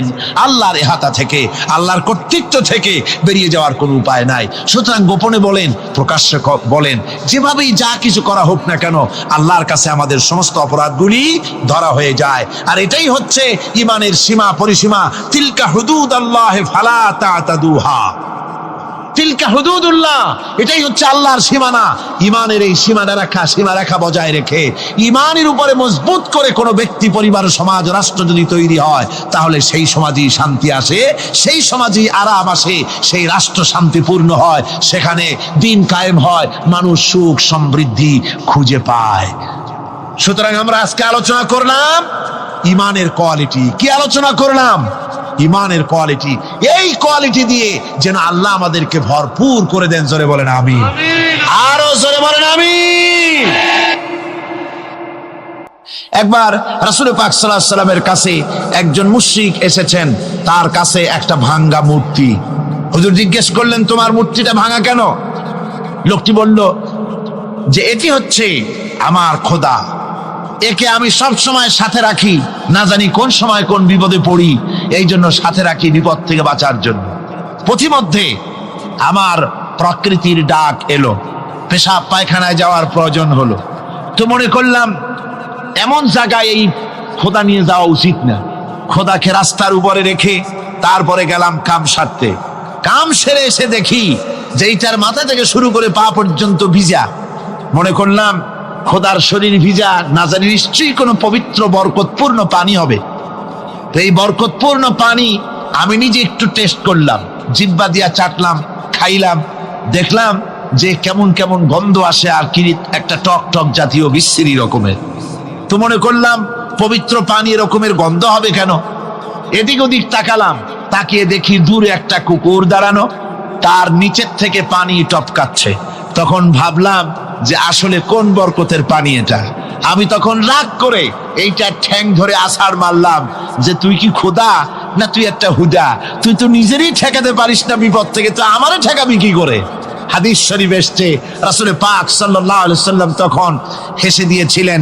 সে হাসিতে হুজুরের দন্ত মোবারক বিকশিত হয়েছিল, শরীর মোবারক কেঁপে উঠেছিল। হুজুর জিজ্ঞেস করলেন, আমার কাছে কি বক্তব্য এসেছো? লোকটি বলছে, হুজুর আমার কাছে আজকে এইসব জিনিসের ব্যর্থতা, অসারতা ধরা পড়েছে, আমি তৌহিদের আশ্রয় নিতে এসেছি। আল্লাহর নবী বললেন, পড়ো লা ইলাহা ইল্লাল্লাহু মুহাম্মাদুর রাসূলুল্লাহ। মুমিন ব্যক্তি আত্মমর্যাদার সৃষ্টি হয় তার কলিজার মধ্যে, আত্মসম্ভ্রম, আত্মসম্মান। সে কারো কাছে মাথা নত করবে না, তার কারণ সে জানে আমি যার গোলাম তিনি হচ্ছেন সকল ক্ষমতার উৎস। সকল ক্ষমতার উৎস কে? চিল্লায় বলতে হবে, সকল ক্ষমতার উৎস কে? কিন্তু আমার দেশের পার্লামেন্ট, আমার দেশের সংসদ, এই সংসদে নেতা নেত্রীরা সেখানে বসে বলেন সকল ক্ষমতার উৎস, সকল শক্তির উৎস জনগণ। বলেন এরকম, সকল ক্ষমতার উৎস জনগণ। এই ধরনের কথা বলা শিরক, বিশ্বাস করাও শিরক। জনগণের ক্ষমতা কোথায়? জনগণ শুধু ভোটের ক্ষমতা রাখে, ক্ষমতা দেওয়ার মালিক আর ক্ষমতা ছিনায় নেওয়ার মালিক। জোরে বলেন কে? জনগণই যদি ক্ষমতার মালিক হয়, তাহলে 9 বছরের রাজার 10 বছরের সাজা হয় কেমনে? জনগণ ক্ষমতার মালিক নয়, এটি একটি মিথ্যে কথা। এই কথাটি শিরক। কোন মুসলমানের কথা বিশ্বাস করা উচিত নয়। কথা বুঝতে পেরেছেন? কোন মুসলমানের বিশ্বাস করা উচিত নয়। আল্লাহ পাক পরিষ্কার বলেছেন, আন্নাল কুওয়াতা লিল্লাহি জামিআ, সমস্ত ক্ষমতার উৎস কেবলমাত্র আল্লাহ সুবহানাহু ওয়া তাআলা। কিন্তু বেকুবরা বোঝে না, জনগণকে খুশি করার জন্য, তাদের ভোট যেন বারবার পাওয়া যায়, এই জন্য বলে সমস্ত ক্ষমতার উৎস জনগণ।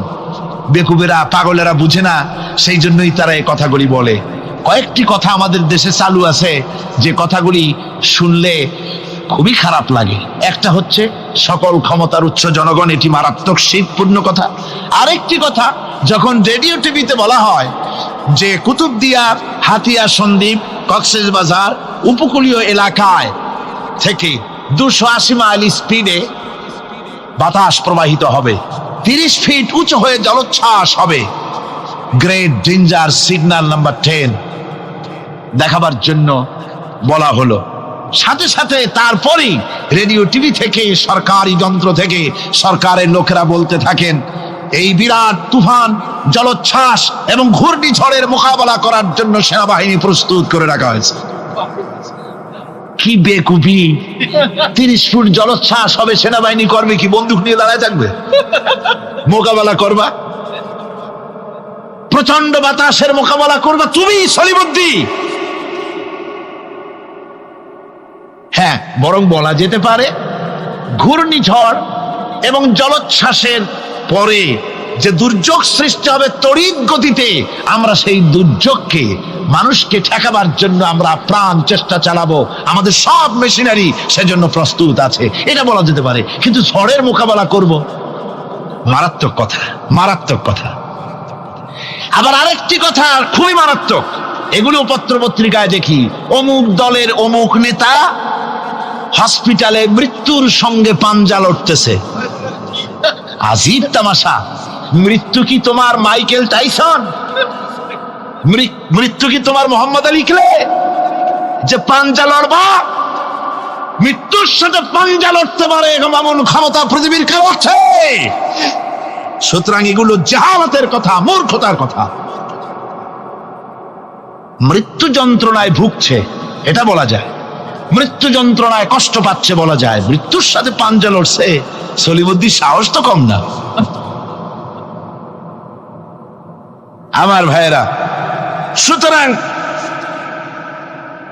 সমস্ত ক্ষমতার উৎস কেবলমাত্র আল্লাহ সুবহানাহু ওয়া তাআলা।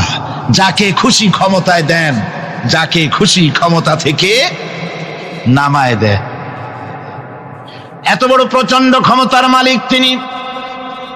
রাতকে দিন বানান, দিনকে রাত বানিয়ে দেন, সাগরকে নগর করেন, নগরকে সাগরে পরিণত করে দেন, আমিরকে ফকির করেন, ফকিরকে আমির বানায় দেন, রাস্তার মানুষ ধরে নিয়ে, অপরিচিত লোক একজন ধরে নিয়ে রাষ্ট্রের মালিক বানায় দেন, প্রেসিডেন্ট বানায় দেন। আবার সম্মানের ফুলের মালা দিয়া গলা থেকে শুরু করে পা পর্যন্ত ফুলের মালা দিয়া ভরে দেন।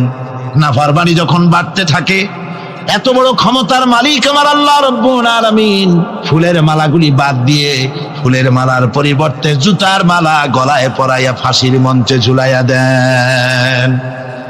পারেন কিনা? প্রচন্ড ক্ষমতার মালিক তিনি। তিনি যদি কারো ক্ষমতা ছিনিয়ে নিবেন, এটা যদি সিদ্ধান্ত হয়, পৃথিবীর মানুষ তাকে ক্ষমতার উপরে রাখতে পারে? আর আল্লাহ যদি কাউকে ক্ষমতা দিতে চান, সেই ক্ষমতা থেকে তাকে মাহরুম কেউ করতে পারে? পারেন। সমস্ত ক্ষমতার একমাত্র মালিক হচ্ছেন কে? আল্লাহ সুবহানাহু ওয়া তাআলা। মানুষেরা বোঝে না, তাই আত্মম্ভরিতা ক্ষমতার মোহে কি করবে দিশা করতে পারে না। এই জন্য যারা মুমিন হবে, তাদের এই চিন্তা মনের মধ্যে থাকবে, আত্মমর্যাদা আসবে, কারো সামনে হাত পাতবে না, হাত পাতবে তো আল্লাহ সুবহানাহু ওয়া তাআলার কাছে, কাউকে ভয়ও করবে না। আত্মমর্যাদার কারণে সে তার রিজিক সম্পর্কেও নৃশংস হয়ে যাবে। অর্থাৎ রিস্ক সম্পর্কেও তার পরোয়া থাকবে না, যে হক কথা যদি বলি তাহলে যদি আমার চাকরি না থাকে। আছেন এরকম লোক, হক কথা যদি বলি চাকরি যদি না থাকে, দাওয়াত যদি আর না হয়, গুলি খেয়ে যদি মরি, এই চিন্তাও মুমিনের লোকের মধ্যে থাকে না, যেহেতু তার আত্মমর্যাদা এসেছে। রিস্কের মালিক মসজিদের মুতাল্লি নয়। অনেক ইমাম আছে মসজিদে, হক কথা বলতে সাহস পায় না। আছে না? চট্টগ্রামে না থাকতে পারে, বিভিন্ন জেলায় আছে, হক কথা বলার সাহস পায় না। মনে করে রিস্কের মালিক মুতাল্লি অথবা সেক্রেটারি। আর দুর্ভাগ্যজনক সত্য, বাংলাদেশের অধিকাংশ মসজিদের মুতাল্লি আর সেক্রেটারি এমন লোক যারা ধর্মনিরপেক্ষতাবাদে বিশ্বাসী, যারা তার ক্যাসেট আমার কাছে পৌঁছানো হয়েছিল। আমি বক্তৃতা যখন শুনছিলাম আমার মনে হচ্ছিল যেন তার মুখ থেকে আগুন বর্ষণ হচ্ছে।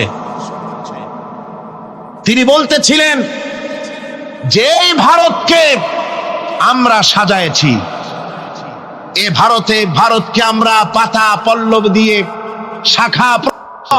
আমার ভাইয়েরা, নবীজি বিপদে, এতগুলি শত্রু তরবারি নিয়ে তিনি বিপদে ধৈর্যহারা হন নাই। আস্তে করে ঘরের থেকে বেরিয়ে হযরত আবু বকরের বাড়িতে গিয়ে হাজির। দরজায় গিয়ে আওয়াজ দিলেন, আবু বকর। অমনি দরজা খুলে গেল। লাব্বাইক ওয়া সাদাইক। হুজুর বলেন, আবু বকর রে, একটা ডাকে কেমনে সাড়া দিলে? তুমি কি ঘুমাইছিলে না? হযরত আবু বকর বলেন, হুজুর আপনি বলেছেন আমাকে নিয়ে হিজরত করবেন, আমি মনে মনে চিন্তা করেছি না জানি কত রাত্রে নবীজি আসেন, উঠতে যদি আমার দেরি হয়ে যায়, নবীজি যদি দরজার কাছে দাঁড়ায় দাঁড়ায় আমারে ডাকাডাকি করে আর আমি যদি ঘুমায় থাকি, তাহলে আল্লাহর নবীর সঙ্গে বেয়াদবি হয়ে যাবে। এই মনে করে বিছানায় না ঘুমাইয়া আপনার গলার আওয়াজ শোনার জন্য এই দরজার সঙ্গে পিঠ লাগাইয়া লাগাইয়া দাঁড়ায়া ঘুমাচ্ছিলাম। আল্লাহর নবী হযরত আবু বকরকে সঙ্গে করে নিয়ে চললেন মদিনার দিকে। উল্টা পথে রওনা করলেন। বারবার কাবা শরীফের দিকে তাকাতে লাগলেন। বুখারী শরীফে এসেছে, নবীজি বারবার কাবার দিকে তাকিয়ে বলতেছেন, রে কাবা, বড় আশা ছিল তোর কাছে থাকবো, তোর খেদমত করব, কিন্তু তোর নিষ্ঠুর সন্তানেরা তোর কাছে আমারে থাকতে দিল না রে। আল্লাহ নবী মিসফালা দিয়ে জাবালে কেদোয়ার উপর দিয়ে চলে গেলেন জাবালে সুরে। গুহার কাছে যখন গিয়েছেন, ফজর রক্ত হয়ে গেল। হযরত আবু বকর রাদিয়াল্লাহু তাআলা আনহু বলছেন, হুজুর আর উপায় নাই, দিন হয়ে গেল, এখন বুঝি ধরা পড়ে যাব, ওই গুহার মধ্যে গিয়ে আশ্রয় নেই। তবে আপনি দাঁড়ান, গুহার ভিতরেই পাহাড়িয়া গুহা, বিচ্ছু থাকতে পারে, সাপ থাকতে পারে, আমি আগে ঢুকি, যদি কোনো হিংস্র প্রাণী থাকে আমার উপর দিয়ে আঘাত হয়ে যাক, আল্লাহর নবী হেফাজতে থাকুক। হযরত আবু বকর রাদিয়াল্লাহু তাআলা আনহু গুহার ভিতরে নামলেন। নেমে গুহা সাফ করে হুজুরকে ডাকলেন। হুজুর তাশরীফ ফরমালেন গুহার মধ্যে। হুজুর বলেন, আবু বকর হেঁটে হেঁটে কষ্ট হয়ে গেছে, তুমি বসো, তোমার উরুর উপরে মাথা রেখে আমি একটু ঘুমায়ে যাই। আল্লাহর হাবিব ঘুমায়ে গেলেন। হযরত আবু বকর লক্ষ্য করে দেখেন চতুর্দিকে অনেকগুলি গর্ত দেখা যায়। এই গর্ত থেকে সাপ আসতে পারে, বিচ্ছু আসতে পারে মনে করে নিজের গায়ের চাদর ছিঁড়ে ছিঁড়ে গর্তগুলি বন্ধ করা শুরু করে দিলেন। কয়েকটা গর্ত বন্ধ করার মতো চাদর আর নাই, পাও দিয়ে চেপে ধরলেন। এক পাহাড়িয়া বিষধর সাপ বেরোবার জন্য চেষ্টা করে বেরোবার পথ খুঁজে না পেয়ে হযরত আবু বকরের পায়ের উপরে দংশন করেছে। বিষের যন্ত্রণায় হযরত আবু বকরের চোখ থেকে পানি দরদর করে পড়ছে। রাসূলুল্লাহর ঘুম ভেঙে গেল। আল্লাহ নবী তাকে বলেন, আবু বকর চোখে পানি কেন? বাড়ির কথা বুঝি মনে পড়ে গেছে? হযরত আবু বকর বলেন, ইয়া রাসূলুল্লাহ, আল্লাহর নামে কসম করে বলি, যেই দিন আমি ঈমান এনেছি ওই দিন থেকে আমার মা বাপ, আমার কোলে আমার সন্তান, আমার স্ত্রী, আমার জায়গা জমি ঘর বাড়ি, এমনকি আমার নিজের আত্মার চাইতে হুজুর আপনারে ভালোবাসি বেশি। তাহলে কাঁদো কেন? হযরত আবু বকর বলেন, হুজুর বাড়ির জন্য কাঁদি না, ছেলেপেলের জন্য কাঁদি না, সাপে দংশন করেছে, যন্ত্রণায় কাঁদতেছি। আল্লাহ নবী সঙ্গে সঙ্গে মুখ থেকে থুতু বার করে যন্ত্রণার জায়গায় লাগাই দিলেন। সঙ্গে সঙ্গে যন্ত্রণা বন্ধ হয়ে গেল। হুজুর বললেন, আবু বকর প্রথম যখন তোমার এই আঘাত করেছিল সাপে, আমাকে কেন তাড়াতাড়ি বলো নাই? এতক্ষণ তো তোমার কষ্ট হতো না। হযরত আবু বকর বলেন, ইয়া রাসূলুল্লাহ, ওটা তো সাপে কাটার যন্ত্রণা, ওই যন্ত্রণায় আমার রক্ত জ্বলতেছে, যন্ত্রণায় আমার কলেজাটা যদি ফেটেও যেত। আল্লাহর হাবিব আরাম ফরমাচ্ছিলেন, আমি তাকে আরামে বিঘ্ন ঘটাতে পারতাম না। আমার ভাইয়েরা, হযরতে আবু বকর, হযরতে রাসূল দুজন বসে আছেন। এমনি সময় কাফের বেঈমানেরা খুঁজতে জায়গা মতো এসে গেছে। একজনে বলে ভিতরে আছে, আর একজনে বলে নাই। পায়ের যদি থাকবে তাহলে মাকড়সায় জাল বুনালো কি করে, পাখি ডিম পেড়ে বসে আছে কি করে, তাদের সন্দেহ হতে লাগলো। এর মধ্যে না একজন বলে আছে আর একজন বলে নাই। হযরত আবু বকর ভয়ের চোটে কেঁদে ফেলেছেন, হুজুর আর উপায় নাই। এই যে অবস্থা, এই অবস্থার ভেতরেও আল্লাহ নবী এতটুকু ঘাবড়ে যান নাই। শত্রুরা তরবারি নিয়ে এসেছে, সুযোগ পেলেই একটু তাকালেই দেখতে পাবে, তুলে মেরে ফেলে দেবে। আল্লাহর হাবিব মোটেই ধৈর্য হারালেন না, এতটুকুন হতাশ হলেন না। আল্লাহ পাকের হাবিব তার সাথীকে কি বললেন? তখন কোরআনে কারীম সূরা তাওবার মধ্যে আল্লাহ তা উদ্ধৃত করেছেন মুমিনদের জন্য, ইযহুমা ফিল গার ইয ইয়াকুলু লিসাহিবিহি লা তাহজান ইন্নাল্লাহা মা'ানা। ও আমার সাথী, ও বন্ধু, ভয় করো না, চিন্তা করো না, আমরা মাইনরিটি নই, আমরাই মেজরিটি। তার কারণ আল্লাহ আমাদের সাথে আছেন। সুবহানাল্লাহ, আল্লাহ আমাদের সাথে আছে। আর বন্ধুগণ, কোরআনে কারীমে রব্বুল আলামিন বলেন, فأنزل الله سكينته عليه وأيده بجنود لم تروها। আল্লাহ পাক তার মনের মধ্যে গভীর প্রশান্তি এবং স্বস্তি দান করলেন, আর এমন সৈন্য দিয়ে সাহায্য করলেন যে সৈন্যদেরকে তোমরা দেখতে পাও না। এভাবে করে রব্বুল আলামিন মুমিনদের বিপদে আপদে মুসিবতে সব সময় আল্লাহ পাক মুসলমানদেরকে সাহায্য করেছেন। জোরে বলেন সুবহানাল্লাহ। মুমিনদের সাহায্যকারী আল্লাহ।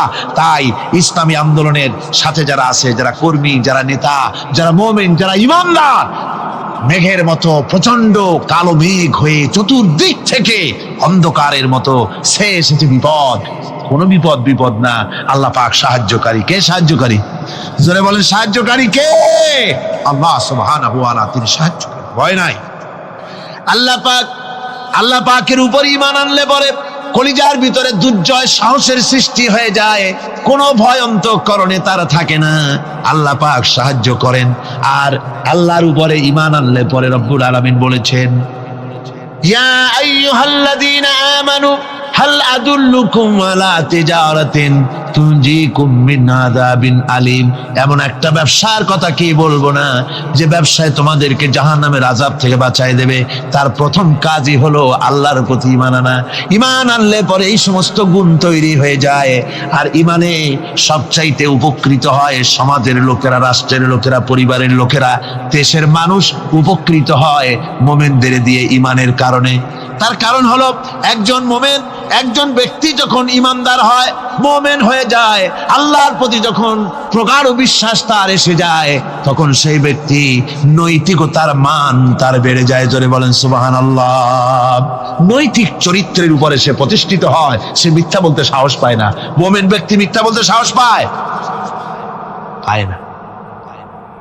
কেন পায় না?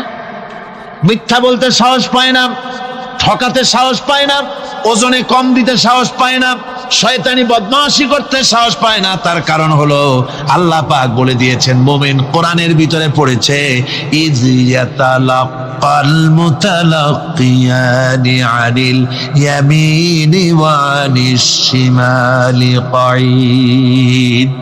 দুজন নিয়ন্ত্রণকারী ফেরেশতা তোমার ডানে এবং বামে বসে বসে তোমাকে নিয়ন্ত্রণ করছে। কোথায় যাও, কি করো, এই ফেরেশতারা বসে বসে সব দেখতেছে।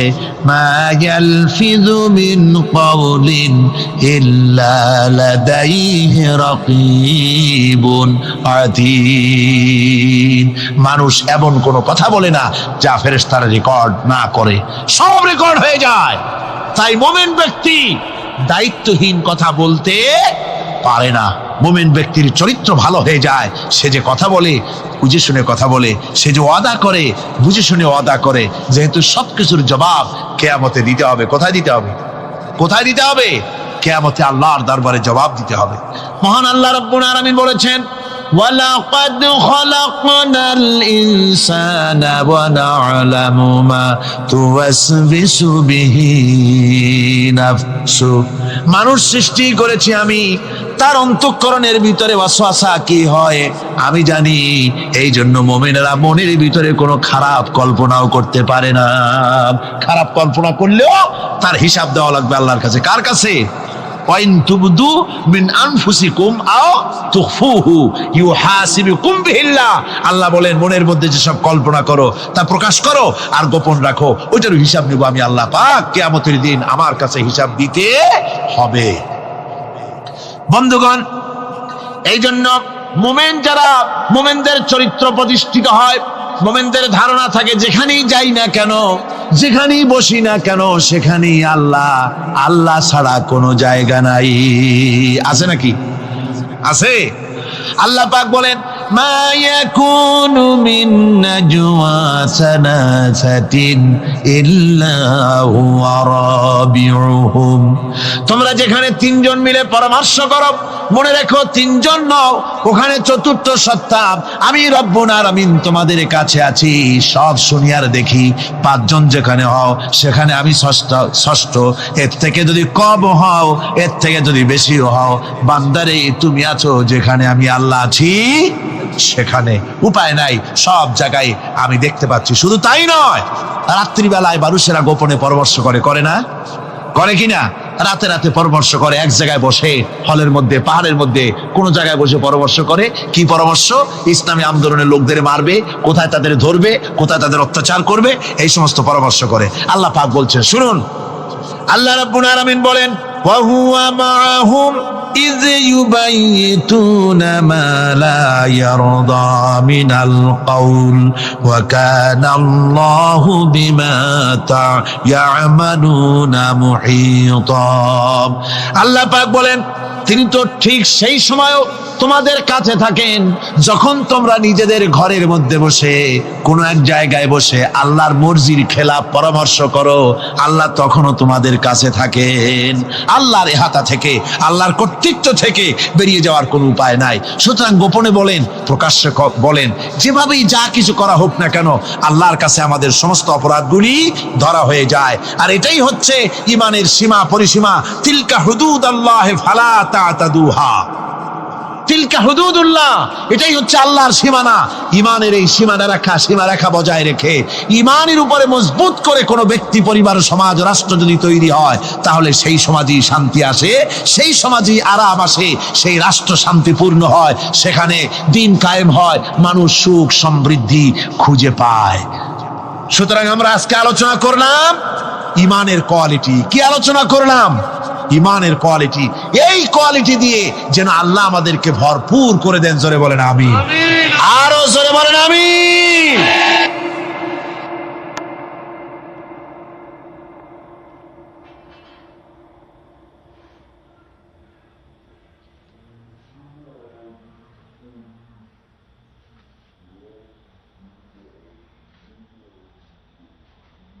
একবার রাসূল পাক সাল্লাল্লাহু আলাইহি ওয়াসাল্লামের কাছে একজন মুশরিক এসেছেন। তার কাছে একটা ভাঙ্গা মূর্তি। হুজুর জিজ্ঞেস করলেন, তোমার মূর্তিটা ভাঙা কেন? লোকটি বলল যে এটি হচ্ছে আমার খোদা, একে আমি সব সময় সাথে রাখি, না জানি কোন সময় কোন বিপদে পড়ি, এই জন্য সাথে রাখি বিপদ থেকে বাঁচার জন্য। পথিমধ্যে আমার প্রকৃতির ডাক এলো, পেশাব পায়খানায় যাওয়ার প্রয়োজন হলো, তো মনে করলাম এমন জায়গায় এই খোদা নিয়ে যাওয়া উচিত না। খোদাকে রাস্তার উপরে রেখে তারপরে গেলাম কাম সারতে। কাম সেরে এসে দেখি যে এইটার মাথা থেকে শুরু করে পা পর্যন্ত ভিজা। মনে করলাম খোদার শরীর ভিজা, না জানি নিশ্চয়ই কোনো পবিত্র বরকতপূর্ণ পানি হবে। তো এই বরকতপূর্ণ পানি আমি নিজে একটু টেস্ট করলাম, জিহ্বা দিয়া চাটলাম, খাইলাম, দেখলাম যে কেমন কেমন গন্ধ আসে, আর কি একটা টক টক জাতীয় বিশ্রী রকমের। তো মনে করলাম পবিত্র পানি এরকমের গন্ধ হবে কেন? এদিক ওদিক তাকালাম, তাকিয়ে দেখি দূরে একটা কুকুর দাঁড়ানো, তার নিচের থেকে পানি টপকাচ্ছে। তখন ভাবলাম যে আসলে কোন বরকতের পানি এটা। আমি তখন রাগ করে এইটা ঠ্যাং ধরে আছাড় মারলাম যে তুই কি খোদা না তুই একটা হুদা, তুই তো নিজেরই ঠেকাতে পারিস না বিপদ থেকে, তো আমারে ঠেকাবি কি করে। হাদিস শরীফ এসছে রাসূল পাক সাল্লাল্লাহু আলাইহি সাল্লাম তখন হেসে দিয়েছিলেন। সে হাসিতে হুজুরের দন্ত মোবারক বিকশিত হয়েছিল, শরীর মোবারক কেঁপে উঠেছিল। হুজুর জিজ্ঞেস করলেন আমার কাছে কি মতলবে এসেছো? লোকটি বলছে হুজুর আমার কাছে আজকে এইসব জিনিসের ব্যর্থতা অসারতা ধরা পড়েছে, আমি তৌহিদের আশ্রয় নিতে এসেছি। আল্লাহর নবী বললেন পড়ো লা ইলাহা ইল্লাল্লাহু মুহাম্মাদুর রাসূলুল্লাহ। মুমিন ব্যক্তি আত্মমর্যাদার সৃষ্টি হয় তার কলিজার মধ্যে, আত্মসম্ভ্রম, আত্মসম্মান। সে কারো কাছে মাথা নত করবে না, তার কারণ সে জানে আমি যার গোলাম তিনি হচ্ছেন সকল ক্ষমতার উৎস। সকল ক্ষমতার উৎস কে? চিল্লায় বলতে হবে সকল ক্ষমতার উৎস কে? কিন্তু আমার দেশের পার্লামেন্ট, আমার দেশের সংসদ, এই সংসদে নেতা নেত্রীরা সেখানে বসে বলেন সকল ক্ষমতার উৎস, সকল শক্তির উৎস জনগণ। বলেন এরকম, সকল ক্ষমতার উৎস জনগণ। এই ধরনের কথা বলা শিরক, বিশ্বাস করাও শিরক। জনগণের ক্ষমতা কোথায়? জনগণ শুধু ভোটের ক্ষমতা রাখে, ক্ষমতা দেওয়ার মালিক আর ক্ষমতা ছিনায় নেওয়ার মালিক জোরে বলেন কে? জনগণই যদি ক্ষমতার মালিক হয় তাহলে 9 বছরের রাজার 10 বছরের সাজা হয় কেমনে? জনগণ ক্ষমতার মালিক নয়, এটি একটি মিথ্যে কথা। এই কথাটি শিরক। কোন মুসলমানের কথা বিশ্বাস করা উচিত নয়। কথা বুঝতে পেরেছেন? কোন মুসলমানের বিশ্বাস করা উচিত নয়। আল্লাহ পাক পরিষ্কার বলেছেন আন্নাল কুওয়াতা লিল্লাহি জামিআ, সমস্ত ক্ষমতার উৎস কেবলমাত্র আল্লাহ সুবহানাহু ওয়া তাআলা। কিন্তু বেকুবরা বোঝে না, জনগণকে খুশি করার জন্য তাদের ভোট যেন বারবার পাওয়া যায় এই জন্য বলে সমস্ত ক্ষমতার উৎস জনগণ। বেকুবেরা পাগলেরা বুঝে না, সেই জন্যই তারা এই কথাগুলি বলে। কয়েকটি কথা আমাদের দেশে চালু আছে যে কথাগুলি শুনলে খুবই খারাপ লাগে। একটা হচ্ছে সকল ক্ষমতার উৎস জনগণ, এটি মারাত্মক শিরকপূর্ণ কথা। আরেকটি কথা, যখন রেডিও টিভিতে বলা হয় যে কুতুবদিয়া, হাতিয়া সন্দ্বীপ, কক্সবাজার উপকূলীয় এলাকায় থেকে 280 মাইল স্পিডে বাতাস প্রবাহিত হবে, 30 ফিট উঁচু হয়ে জলোচ্ছ্বাস হবে, গ্রেট ডেঞ্জার সিগন্যাল নাম্বার 10 দেখাবার জন্য বলা হলো। সাথে সাথে তারপরেই রেডিও টিভি থেকে, সরকারি যন্ত্র থেকে সরকারের লোকেরা বলতে থাকেন এই বিরাট তুফান, জলোচ্ছ্বাস এবং ঘূর্ণিঝড়ের মোকাবেলা করার জন্য সেনাবাহিনী প্রস্তুত করে রাখা হয়েছে। কি বেকুবি! 30 ফুট জলোচ্ছ্বাস হবে, সেনাবাহিনী করবে কি? বন্দুক নিয়ে দাঁড়ায় থাকবে? মোকাবেলা করবা? প্রচন্ড বাতাসের মোকাবেলা করবা তুমি সলিমুদ্দিন? হ্যাঁ, বরং বলা যেতে পারে ঘূর্ণিঝড় এবং জলোচ্ছ্বাসের পরে যে দুর্যোগ সৃষ্টি হবে তড়িৎ গতিতে, আমরা সেই দুর্যোগকে, মানুষকে ঠেকাবার জন্য আমরা প্রাণ চেষ্টা চালাবো, আমাদের সব মেশিনারি সেজন্য প্রস্তুত আছে, এটা বলা যেতে পারে। কিন্তু ঝড়ের মোকাবেলা করব, মারাত্মক কথা, মারাত্মক কথা। আবার আরেকটি কথা খুবই মারাত্মক, এগুলো পত্র পত্রিকায় দেখি, অমুক দলের অমুক নেতা হসপিটালে মৃত্যুর সঙ্গে পাঞ্জা লড়তেছে। আজীব তামাশা! মৃত্যু কি তোমার মাইকেল টাইসন? মৃত্যু কি তোমার মোহাম্মদ আলী ক্লে যে পাঞ্জা লড়বা? মৃত্যুর সাথে পাঞ্জা লড়তে পারে এমন ক্ষমতা পৃথিবীর কেউ আছে? সুতরাং এগুলো জাহালাতের কথা, মূর্খতার কথা। মৃত্যু যন্ত্রণায় ভুগছে এটা বলা যায়, মৃত্যু যন্ত্রণায় কষ্ট পাচ্ছে বলা যায়, মৃত্যুর সাথে পাঞ্জা লড়ছে, সলিমুদ্দিন সাহস তো কম না। আমার ভাইয়েরা, সুতরাং সমস্ত ক্ষমতার উৎস কেবলমাত্র আল্লাহ সুবহানাহু ওয়া তাআলা। যাকে খুশি ক্ষমতায় দেন, যাকে খুশি ক্ষমতা থেকে নামায় দেন। এত বড় প্রচন্ড ক্ষমতার মালিক তিনি।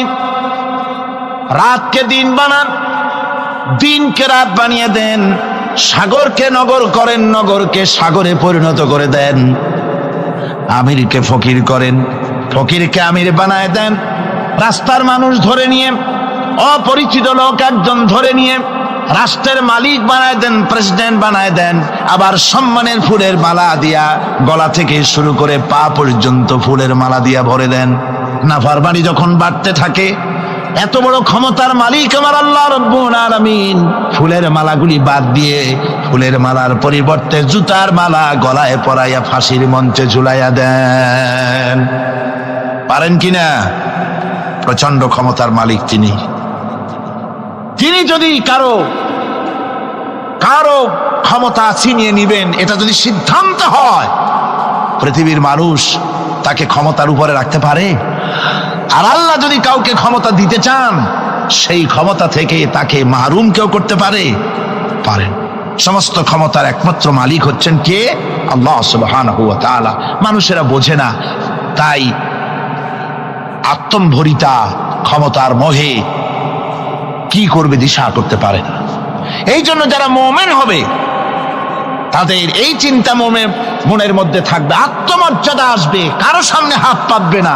হাত পাতবে তো আল্লাহ সুবহানাহু ওয়া তাআলার কাছে, কাউকে ভয়ও করবে না। আত্মমর্যাদার কারণে সে তার রিজিক সম্পর্কেও নৃশংস হয়ে যাবে। অর্থাৎ রিস্ক সম্পর্কেও তার পরোয়া থাকবে না, যে হক কথা যদি বলি তাহলে যদি আমার চাকরি না থাকে। আছেন এরকম লোক? হক কথা যদি বলি, চাকরি যদি না থাকে, দাওয়াত যদি আর না হয়, গুলি খেয়ে যদি মরি, এই চিন্তাও মুমিনের লোকের মধ্যে থাকে না, যেহেতু তার আত্মমর্যাদা এসেছে। রিস্কের মালিক মসজিদের মুতাল্লি নয়। অনেক ইমাম আছে মসজিদে, হক কথা বলতে সাহস পায় না। আছে না? চট্টগ্রামে না থাকতে পারে, বিভিন্ন জেলায় আছে, হক কথা বলার সাহস পায় না। মনে করে রিস্কের মালিক মুতাল্লি অথবা সেক্রেটারি। আর দুর্ভাগ্যজনক সত্য, বাংলাদেশের অধিকাংশ মসজিদের মুতাল্লি আর সেক্রেটারি এমন লোক যারা ধর্মনিরপেক্ষতাবাদে বিশ্বাসী, যারা ইসলামের রাজনীতিতে বিশ্বাস করে না। এ ধরনের বহু লোক মসজিদের সেক্রেটারি, মেম্বার, মুতাল্লি হয়ে বসে আছে, আর মসজিদের ইমামদেরকে হক কথা বলতে দেয় না। আছে না? ইমাম সাহেবরা, আমি কিন্তু পাইকারি কথা বলছি না, আলহামদুলিল্লাহ যোগ্যতা সম্পন্ন ইমাম আছেন যারা কথা বলেন। আবার কিছু লোক আছে যারা ভয় পান, আমি তাদের উদ্দেশ্যে বলছি, কোরআনে কারীম বলছে রিস্কের মালিক হচ্ছেন আল্লাহ সুবহানাহু ওয়া তাআলা। তোমার রিস্কের পরোয়াটা কিসের? ইন্নাল্লাহা হুয়ার রাজ্জাকু যুল কুওয়াতিল মাতিন। রিস্কের মালিক তো আল্লাহ পাক, তার হাতেই সমস্ত রিস্ক। রিস্ক কার হাতে? বাংলাদেশ পৃথিবীর দ্বিতীয় বৃহত্তম মুসলিম দেশ। এই দেশে বসে মসজিদে কথা বলতে ভয় পায় মুসলমানেরা, মসজিদে বসে কথা বলতে ভয় পায়। কিন্তু ভারতের দিকে তাকান, ভারতের দিল্লির জুমা মসজিদের ইমাম আব্দুল্লাহ বুখারী, লোকটার জন্য দোয়া এসেই যায় দিল থেকে। যখন কলকাতার হাইকোর্টে কোরআনে কারীমকে ব্যান করে দেওয়ার জন্য মামলা দায়ের করা হলো, দিল্লির জুমা মসজিদের ইমাম বক্তৃতা করলেন। সেই বক্তৃতার ক্যাসেট আমার কাছে পৌঁছানো হয়েছিল। আমি বক্তৃতা যখন শুনছিলাম, আমার মনে হচ্ছিল যেন তার মুখ থেকে আগুন বর্ষণ হচ্ছে। তিনি বলতেছিলেন যে এই ভারতকে আমরা সাজায়েছি, এ ভারতকে আমরা পাতা পল্লব দিয়ে, শাখা প্রশাখা দিয়ে, ফুল দিয়ে, ফল দিয়ে গোটা ভারত 850 বছর বসে আমরা সাজিয়েছি। এ ভারতের কুতুব মিনার আমার, এ ভারতের তাজমহল, শীষমহল, এ ভারতের দেওয়ানি আম, দেওয়ানি খাস, এ ভারতের যা কিছু দেখার, যা কিছু সৌন্দর্য সব মুসলমানেরা করেছে। সেই মুসলমানদের কলিজা, সেই মুসলমানদের রূহ, গোটা পৃথিবীর মুসলমানদের মগজ, পৃথিবীর শ্রেষ্ঠ নেয়ামত আল্লাহ রাব্বুল আলামিনের আখেরি কালাম কোরআনের বিরুদ্ধে কেস হয়েছে। আব্দুল্লাহ বুখারী বলছেন, এই কোরআনের বিরুদ্ধে কোরআন ব্যান করার মতো রায় যদি ভারতের কোন জজ মুখ দিয়ে উচ্চারণ করে কোরআন ব্যান করা হলো, তিনি বলছেন, আমি ভারতের জুমা মসজিদের ইমাম শুধু নই, ভারতের 20 কোটি মুসলমানের ইমাম আমি। তিনি বলছেন যদি কোরআনে কারীমকে ব্যান করার রায় ঘোষণা করবে যে জজ, সে জজকে আমি পায়ের নিচে পাড়ায় ধরে বাম হাত দিয়ে তার জিহ্বাটা টেনে ছিঁড়ে ফেলে দেব। আমার দেশে ভারতের মসজিদের ভেতরে ইমামরা যে কথা বলতে সাহস পায়, আমার দেশের মসজিদের অনেক ইমাম আগে যারা একটু সাহস পেত, এখন আবার অনেকের মধ্যে কোন কোন জেলায়, চিটাগং না কিন্তু কোন জেলায় সাহস একটু কমে গেছে। তার কারণ কিছু বেয়াদব রাজনীতিক তারা বলেছে মসজিদের মধ্যে রাজনীতি করতে দেওয়া হবে না। ওরা হচ্ছে বেয়াদব। জোরে বলেন ওরা কি? আরো জোরে বলেন ওই সব রাজনীতিবিদরা কি? তার কারণ হচ্ছে মসজিদে কি বলা হবে আর কি বলা হবে না তোমার মতো বেয়াদব রাজনীতিবিদের কাছ থেকে তাকেও জিজ্ঞেস করবে না। এ ফয়সালা হয়েছে 1400 বছর আগে। মসজিদে কি বলতে হবে আর না হবে তা শিক্ষা দিয়েছেন জনাবে মুহাম্মদ রাসূলুল্লাহ সাল্লাল্লাহু আলাইহি ওয়াসাল্লাম। ওলামাদেরকে মসজিদে ইমামতি যারা করে তারা হচ্ছে ইমাম নেতা। তোমরা তাদের সাথে আদব করতে হবে, তারা কি বলবে আর কি বলবে না ডিকটেট করার অধিকার কারো নাই। অধিকার আছে। সুতরাং আলিমদেরকে, মুমিনদেরকে, যারা নাকি কালেমা পড়ে মুসলমান হয়, তাদের সকলের এই সাহস মনের মধ্যে আসা দরকার, ব্যক্তিত্ব আসা দরকার। কারো পরোয়া নাই, পরোয়া করব শুধুমাত্র আল্লাহর। রিস্কের মালিক তিনি। আল্লাহ রাব্বুল আলামিন বলেছেন, ওয়ামা মিন দাব্বাতিন ফিল আরদি ইল্লা আলাল্লাহি রিজকুহা। এই পৃথিবীর বুকে এমন কোন বিচরণশীল জীব নাই যে জীবের রিস্কের দায়িত্ব আমি আল্লাহ আমার নিজ হাতে গ্রহণ করি নাই। সব জীবের রিস্কের চাবি আমার হাতে। কার হাতে? তাহলে ভয়টা কিসের? আপনার একটা পেট, তাই নিয়ে এত চিন্তা। অথচ এই পৃথিবীতে আল্লাহ পাক বলেন অসংখ্য প্রাণী আছে যাদের কোনো সঞ্চয় নাই। শকুনের মরা গরু অনেকগুলি ব্যাংকে জমা আছে নাকি? কবে কোথায় একটা মরা গরু পাইছে আর খোঁজ নাই, খবর নাই। ওগুলা কি না খাইয়া মরতে দেখছেন রাস্তায় পথে ঘাটে? সুবহানাল্লাহ বিহামদিহি। অসংখ্য প্রাণী এভাবে দুনিয়া আছে। আল্লাহ রাব্বুল আলামিন বলেন যাদের কোনো সঞ্চয় নাই, যারা কোনো সঞ্চয় করে না, এ ধরনের সাপগুলি, শিয়ালগুলি, বাঘগুলি, পাখিগুলি, জলচর প্রাণী, স্থলচর প্রাণী আর অন্তরিক্ষে মহাশূন্যে উড়ে বেড়ায় যে সব প্রাণী, এ ধরনের শত সহস্র কোটি কোটি প্রাণী, তারা সকাল বেলায় খালি পেট নিয়ে বেরিয়ে যায়। খালি পেট নিয়ে সকাল বেলায় বেরিয়ে গেল, আবার সন্ধ্যায় যখন বাসায় ফেরে সমস্ত প্রাণীগুলির পেট আল্লাহ রব্বুল আলামিন ভরে দেন। সুবহানাল্লাহ। একটা প্রাণীও খালি পেটে বাড়ি ফেরে না। সুবহানাল্লাহ, সুবহানাল্লাহ। অথচ তাদের কিন্তু জন্ম নিয়ন্ত্রণের ব্যবস্থাও নাই। জঙ্গলে যত প্রাণী আছে তারা কি কোনোদিন মিছিল করে এসে বলেছে বাংলাদেশ সরকার আমাদের জঙ্গলের মধ্যে কোনো খোঁজ খবর তো আপনারা রাখেন না, এখানে বাচ্চা কাচ্চা বেশি হইতেছে আর খাওয়াইতে পারি না, এবার কিছু পরিবার পরিকল্পনার ওষুধপত্র পাঠান? কোনোদিন বলেছে? বলে নাই, বলবেও না। কে খাওয়ায়? আল্লাহ পাক খাওয়া, আল্লাহ পাক খাওয়া।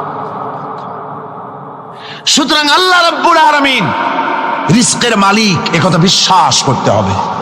সেই বিশ্বাসের অর্থ এই নয় যা আপনি চুপ করে বসে থাকবেন আর ফেরেশতারা রান্না করে আপনারে রূপসান্দা মাছ খাওয়াই দিয়ে যাবে, এরকম না। বিশ্বাস করতে হবে, কাজ করতে হবে, এর ফলে আল্লাহ রাব্বুল আলামিন রিজকের ব্যবস্থা করবেন।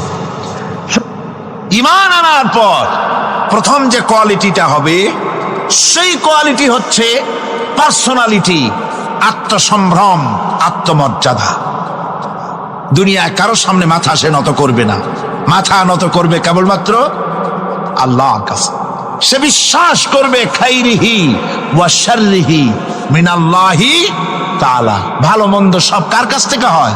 আল্লাহর কাছ থেকে হয়। সে কিছুতেই বিশ্বাস করবে না যে কোনো মাজারের কাছে গেলে, কবরের কাছে গেলে আমার তকদির পাল্টে যাবে, কোনো মোমেন তা বিশ্বাস করবে না। কথা বুঝতে পেরেছেন? ভালো করার মন্দ করার সবটা মালিক আল্লাহ সুবহানাহু ওয়া তাআলা। এরপরে 2 নম্বরের যে কোয়ালিটি সৃষ্টি হবে মুমিনের মধ্যে ঈমান আনার পর, সে গুণটা হচ্ছে সে বিনয়ী হবে। বিনয়, বিনম্রতা আর এক বৈশিষ্ট্য হবে।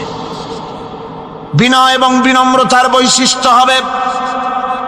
তার কারণ হচ্ছে ঈমান আনার পরে সে জানতে পেরেছে আল্লাহ রাব্বুল আলামিনের কর্তৃত্ব থেকে বেরিয়ে আসার ক্ষমতা কারো নাই। অহংকার করে যাব কোথায়? আস্ফালন করে যাব কোথায়? আল্লাহর রাজত্বের বাইরে, আল্লাহর ক্ষমতার বাইরে যাওয়ার ক্ষমতা তো কারোই নাই। সুতরাং অহংকার তার মধ্যে জায়গা পাবে না।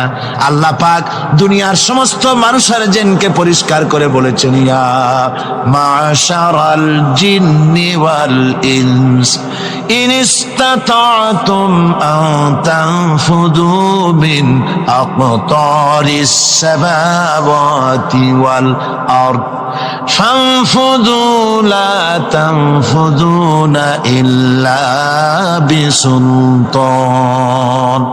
হে পৃথিবীর মানুষেরা আর জেনেরা, যদি সম্ভব হয় আমার আকাশের নিচের থেকে, জমিনের উপর থেকে বেরিয়ে যাও। লা তানফু, বেরিয়ে যেতে পারবে না। আমি আকাশ এবং জমিন থেকে যদি সম্ভব করতে পারো বেরিয়ে যা। আর যদি কোনো আকাশ থাকে তার নিচে যা, আর যদি কোনো জমিন থাকে তার উপরে যাও। এমন দেশ যদি পাও যেখানে আমার আলো ছাড়া কোনো আলো আছে, আমার বাতাস ছাড়া কোনো বাতাস আছে, আমার চাঁদ সূর্য ছাড়া কোনো চাঁদ সূর্য আছে, যাও সেখানে। আল্লাহ রাব্বুল আলামিন বলেন নাই এরকম যাওয়ার কোনো উপায় নাই। আমি আল্লাহ রাব্বুল আলামিন আকাশ আর জমিন দিয়ে প্যাকেট করে রেখেছি, আটকায় রেখেছি। আমার রাজত্ব থেকে, আমার ক্ষমতা থেকে, আমার কর্তৃত্ব থেকে বেরিয়ে যাওয়ার ক্ষমতা কোনো মানুষের নাই, কোনো জিনের নাই, কোনো প্রাণীর নাই। সুবহানাল্লাহ। মানুষ হচ্ছে, অহংকার কিসের হবে? তোমরা হচ্ছ ফকির। আল্লাহ পাক বলছেন ওয়াল্লাহুল গনিয়্যু ওয়া আনতুমুল ফুকারা। আল্লাহ হচ্ছেন গনি। আল্লাহ কি? গনি, বেনিয়াজ, বেপরোয়া। ফাআলুল লিমা ইউরিদ, যা খুশি তাই করে, কারো মুখাপেক্ষী তিনি নন। কোরআনে কারিমে রব্বুল আলামিন বলেছেন, নবী আপনি আমার ব্যাপারে, আমার গুণাবলীর ব্যাপারে বলুন। কুল হুয়াল্লাহু আহাদ, পড়েন সবাই। কুল হুয়াল্লাহু আহাদ আল্লাহুস সামাদ লাম ইয়ালিদ ওয়া লাম ইউলাদ ওয়া লাম ইয়াকুল লাহু কুফুয়ান আহাদ। আল্লাহ পাক বলেন, বান্দারে ও আমার নবী আপনি বলুন, আল্লাহ পাক এক এবং একক, তিনি নিরঙ্কুশ, তিনি বেনিয়াস, তিনি কারো মুখাপেক্ষী নন, তিনি কাউকে জন্ম দেন নাই, তাকেও কেউ জন্ম দেয়নি। আকাশ এবং জমিনে আল্লাহর সমকক্ষ কেউ নাই। তোমরা হচ্ছ ফকির আর আমি আল্লাহ হচ্ছি বেনিয়াস। লিল্লাহি মা ফিস সামাওয়াতি ওয়া মা ফিল আরদ, আকাশে যা আছে, জমিনে যা আছে, সব আল্লাহ। সব কার? আল্লাহ পাকের। সুতরাং কিসের অহংকার, কিসের মাতবাড়ি? মানুষ পেছনের কথা ভুলে যায়, মোটেই চিন্তা করে না। একটু আগে যারা ক্ষমতায় ছিল আজকে তারা ক্ষমতা হারা, আজকে যারা ক্ষমতায় এলো তারা আবার ক্ষমতা মসনদে বসে দুনিয়ার সব বিপদ আপদ ভুলে যায়, কি করে আরো বেশি লুটপাট করা যায়, আরো বেশি মানুষকে শোষণ করা যায়, মানুষ এই চিন্তাই করে, অহংকারে ক্ষমতার দর্পে ফেটে পড়ে, চিন্তা করে না পেছনের কথা। আল্লাহ রাব্বুল আলামিন বলেন, যারা নাকি মুমিন বান্দাদের বিনয় এবং বিনম্রতা তাদের মধ্যে সৃষ্টি হয়ে যাবে, তার কারণ হলো আল্লাহ পাক বলেছেন, ওয়ালা তামশি ফিল আরদি মারহান ইন্নাকা লান তাখরিকাল আরদা ওয়া লান তাবলুগাল জিবালা তুলা। ওয়ালা তামশি ফিল আরদি মারহান, আমার জমিনের উপরে অহংকার করে পা ফেলো না। তুমি কি পারবে অহংকার করে আমার জমিনটাকে ফাটাই দিতে? কি বলেন, পারা যাবে? অহংকার করে জমিনের উপরে লাথি মারেন জোরে, জমিন ফাটবে? ফাটবে না, আপনার পা ছিঁড়ে যাবে। আপনি কি পারবেন অহংকার করে পাহাড়ের উচ্চতা লাফ দিয়ে ছাড়াই যেতে পারবেন? তাও পারবেন না। সুতরাং আল্লাহ পাকের উপরে ঈমান আনলে পরে তাদের মাথা এভাবে নত হয়ে যায়, অহংকার তাদের মধ্যে জায়গা পায় না। অহংকার কিসের অহংকার তোমার? মানুষ তার জন্মের কথা, কোরআনে কারীম বলে, মানুষ কি তার জন্মের কথা স্মরণ করে না? তোমার তো এমন অবস্থা ছিল, দুনিয়ায় উল্লেখযোগ্য বিষয়বস্তু হিসাবে তুমি পরিগণিত ছিলে না। তুমি হচ্ছ, তোমার জন্মের উৎস কথা হচ্ছে এক ফোঁটা নাপাক পানি, এমন নাপাক পানি যা শরীর থেকে নির্গত হলে পরে গোসল করা ওয়াজিব হয়ে যায়, এমন এক ফোঁটা নাপাক পানি যার জন্মের উৎস, তার আবার অহংকার কিসের? পৃথিবীতে অহংকার যারাই করলো আল্লাহ পাক তাদেরকে ভালো করে দেখায় দিলেন। নমরুদকে দেখায়ছেন, ফেরাউনকে দেখায়ছেন, যুগের ছোট ছোট নমরুদ ফেরাউন যেখানে যেখানে খুদে খুদে ফেরাউন হয়েছে আল্লাহ সকলকেই দেখিয়ে দিয়েছেন, দেন নাই? দেখিয়ে দিয়েছেন। সুতরাং মাথা নিচু করে চলতে হবে, বিদ্যার বড়াই করা চলবে না। কত লেখাপড়া করেছো তুমি? এমএ পাস করেছো, তাতে কি হয়েছে? সবেমাত্র বর্ণবোধ পড়েছো, জ্ঞানের রাজ্যে পা ঢুকিয়েছো, এখনো কিছু শেখনি। টাইটেল পাস করেছো, তো কি হয়েছে? কদ্দূর শিখেছো? নিউটনের মতো মানুষ মৃত্যুর সময় বললেন, জ্ঞান সমুদ্রের বেলাভূমিতে দাঁড়িয়ে সামান্য বালু কণা নিয়ে নাড়াচাড়া করলাম, অথই সমুদ্রের কিছুই দেখতে পারলাম না। শেখ সাদী রহমতুল্লাহ আলাইহি ইন্তেকালের সময় বলেছেন, মালুম শোধ কি হিচ মালুম না শোধ, সারা জীবন সাধনা করে বুঝিলাম ইহা, যে কিছুই বুঝিলাম না। এগুলি হচ্ছে জ্ঞানীদের কথা। আর কোন রকম ইউনিভার্সিটির বারান্দা দিয়ে 3-4 দিন হাঁটছে, কয় যে সব বুঝি। কি বুঝছো? কয় দেয়ার ইজ নো গড, স্রষ্টা বলতে কেউ নেই। পাগল কি আর গাছে ধরে মিয়া? সুতরাং বিদ্যার বড়াই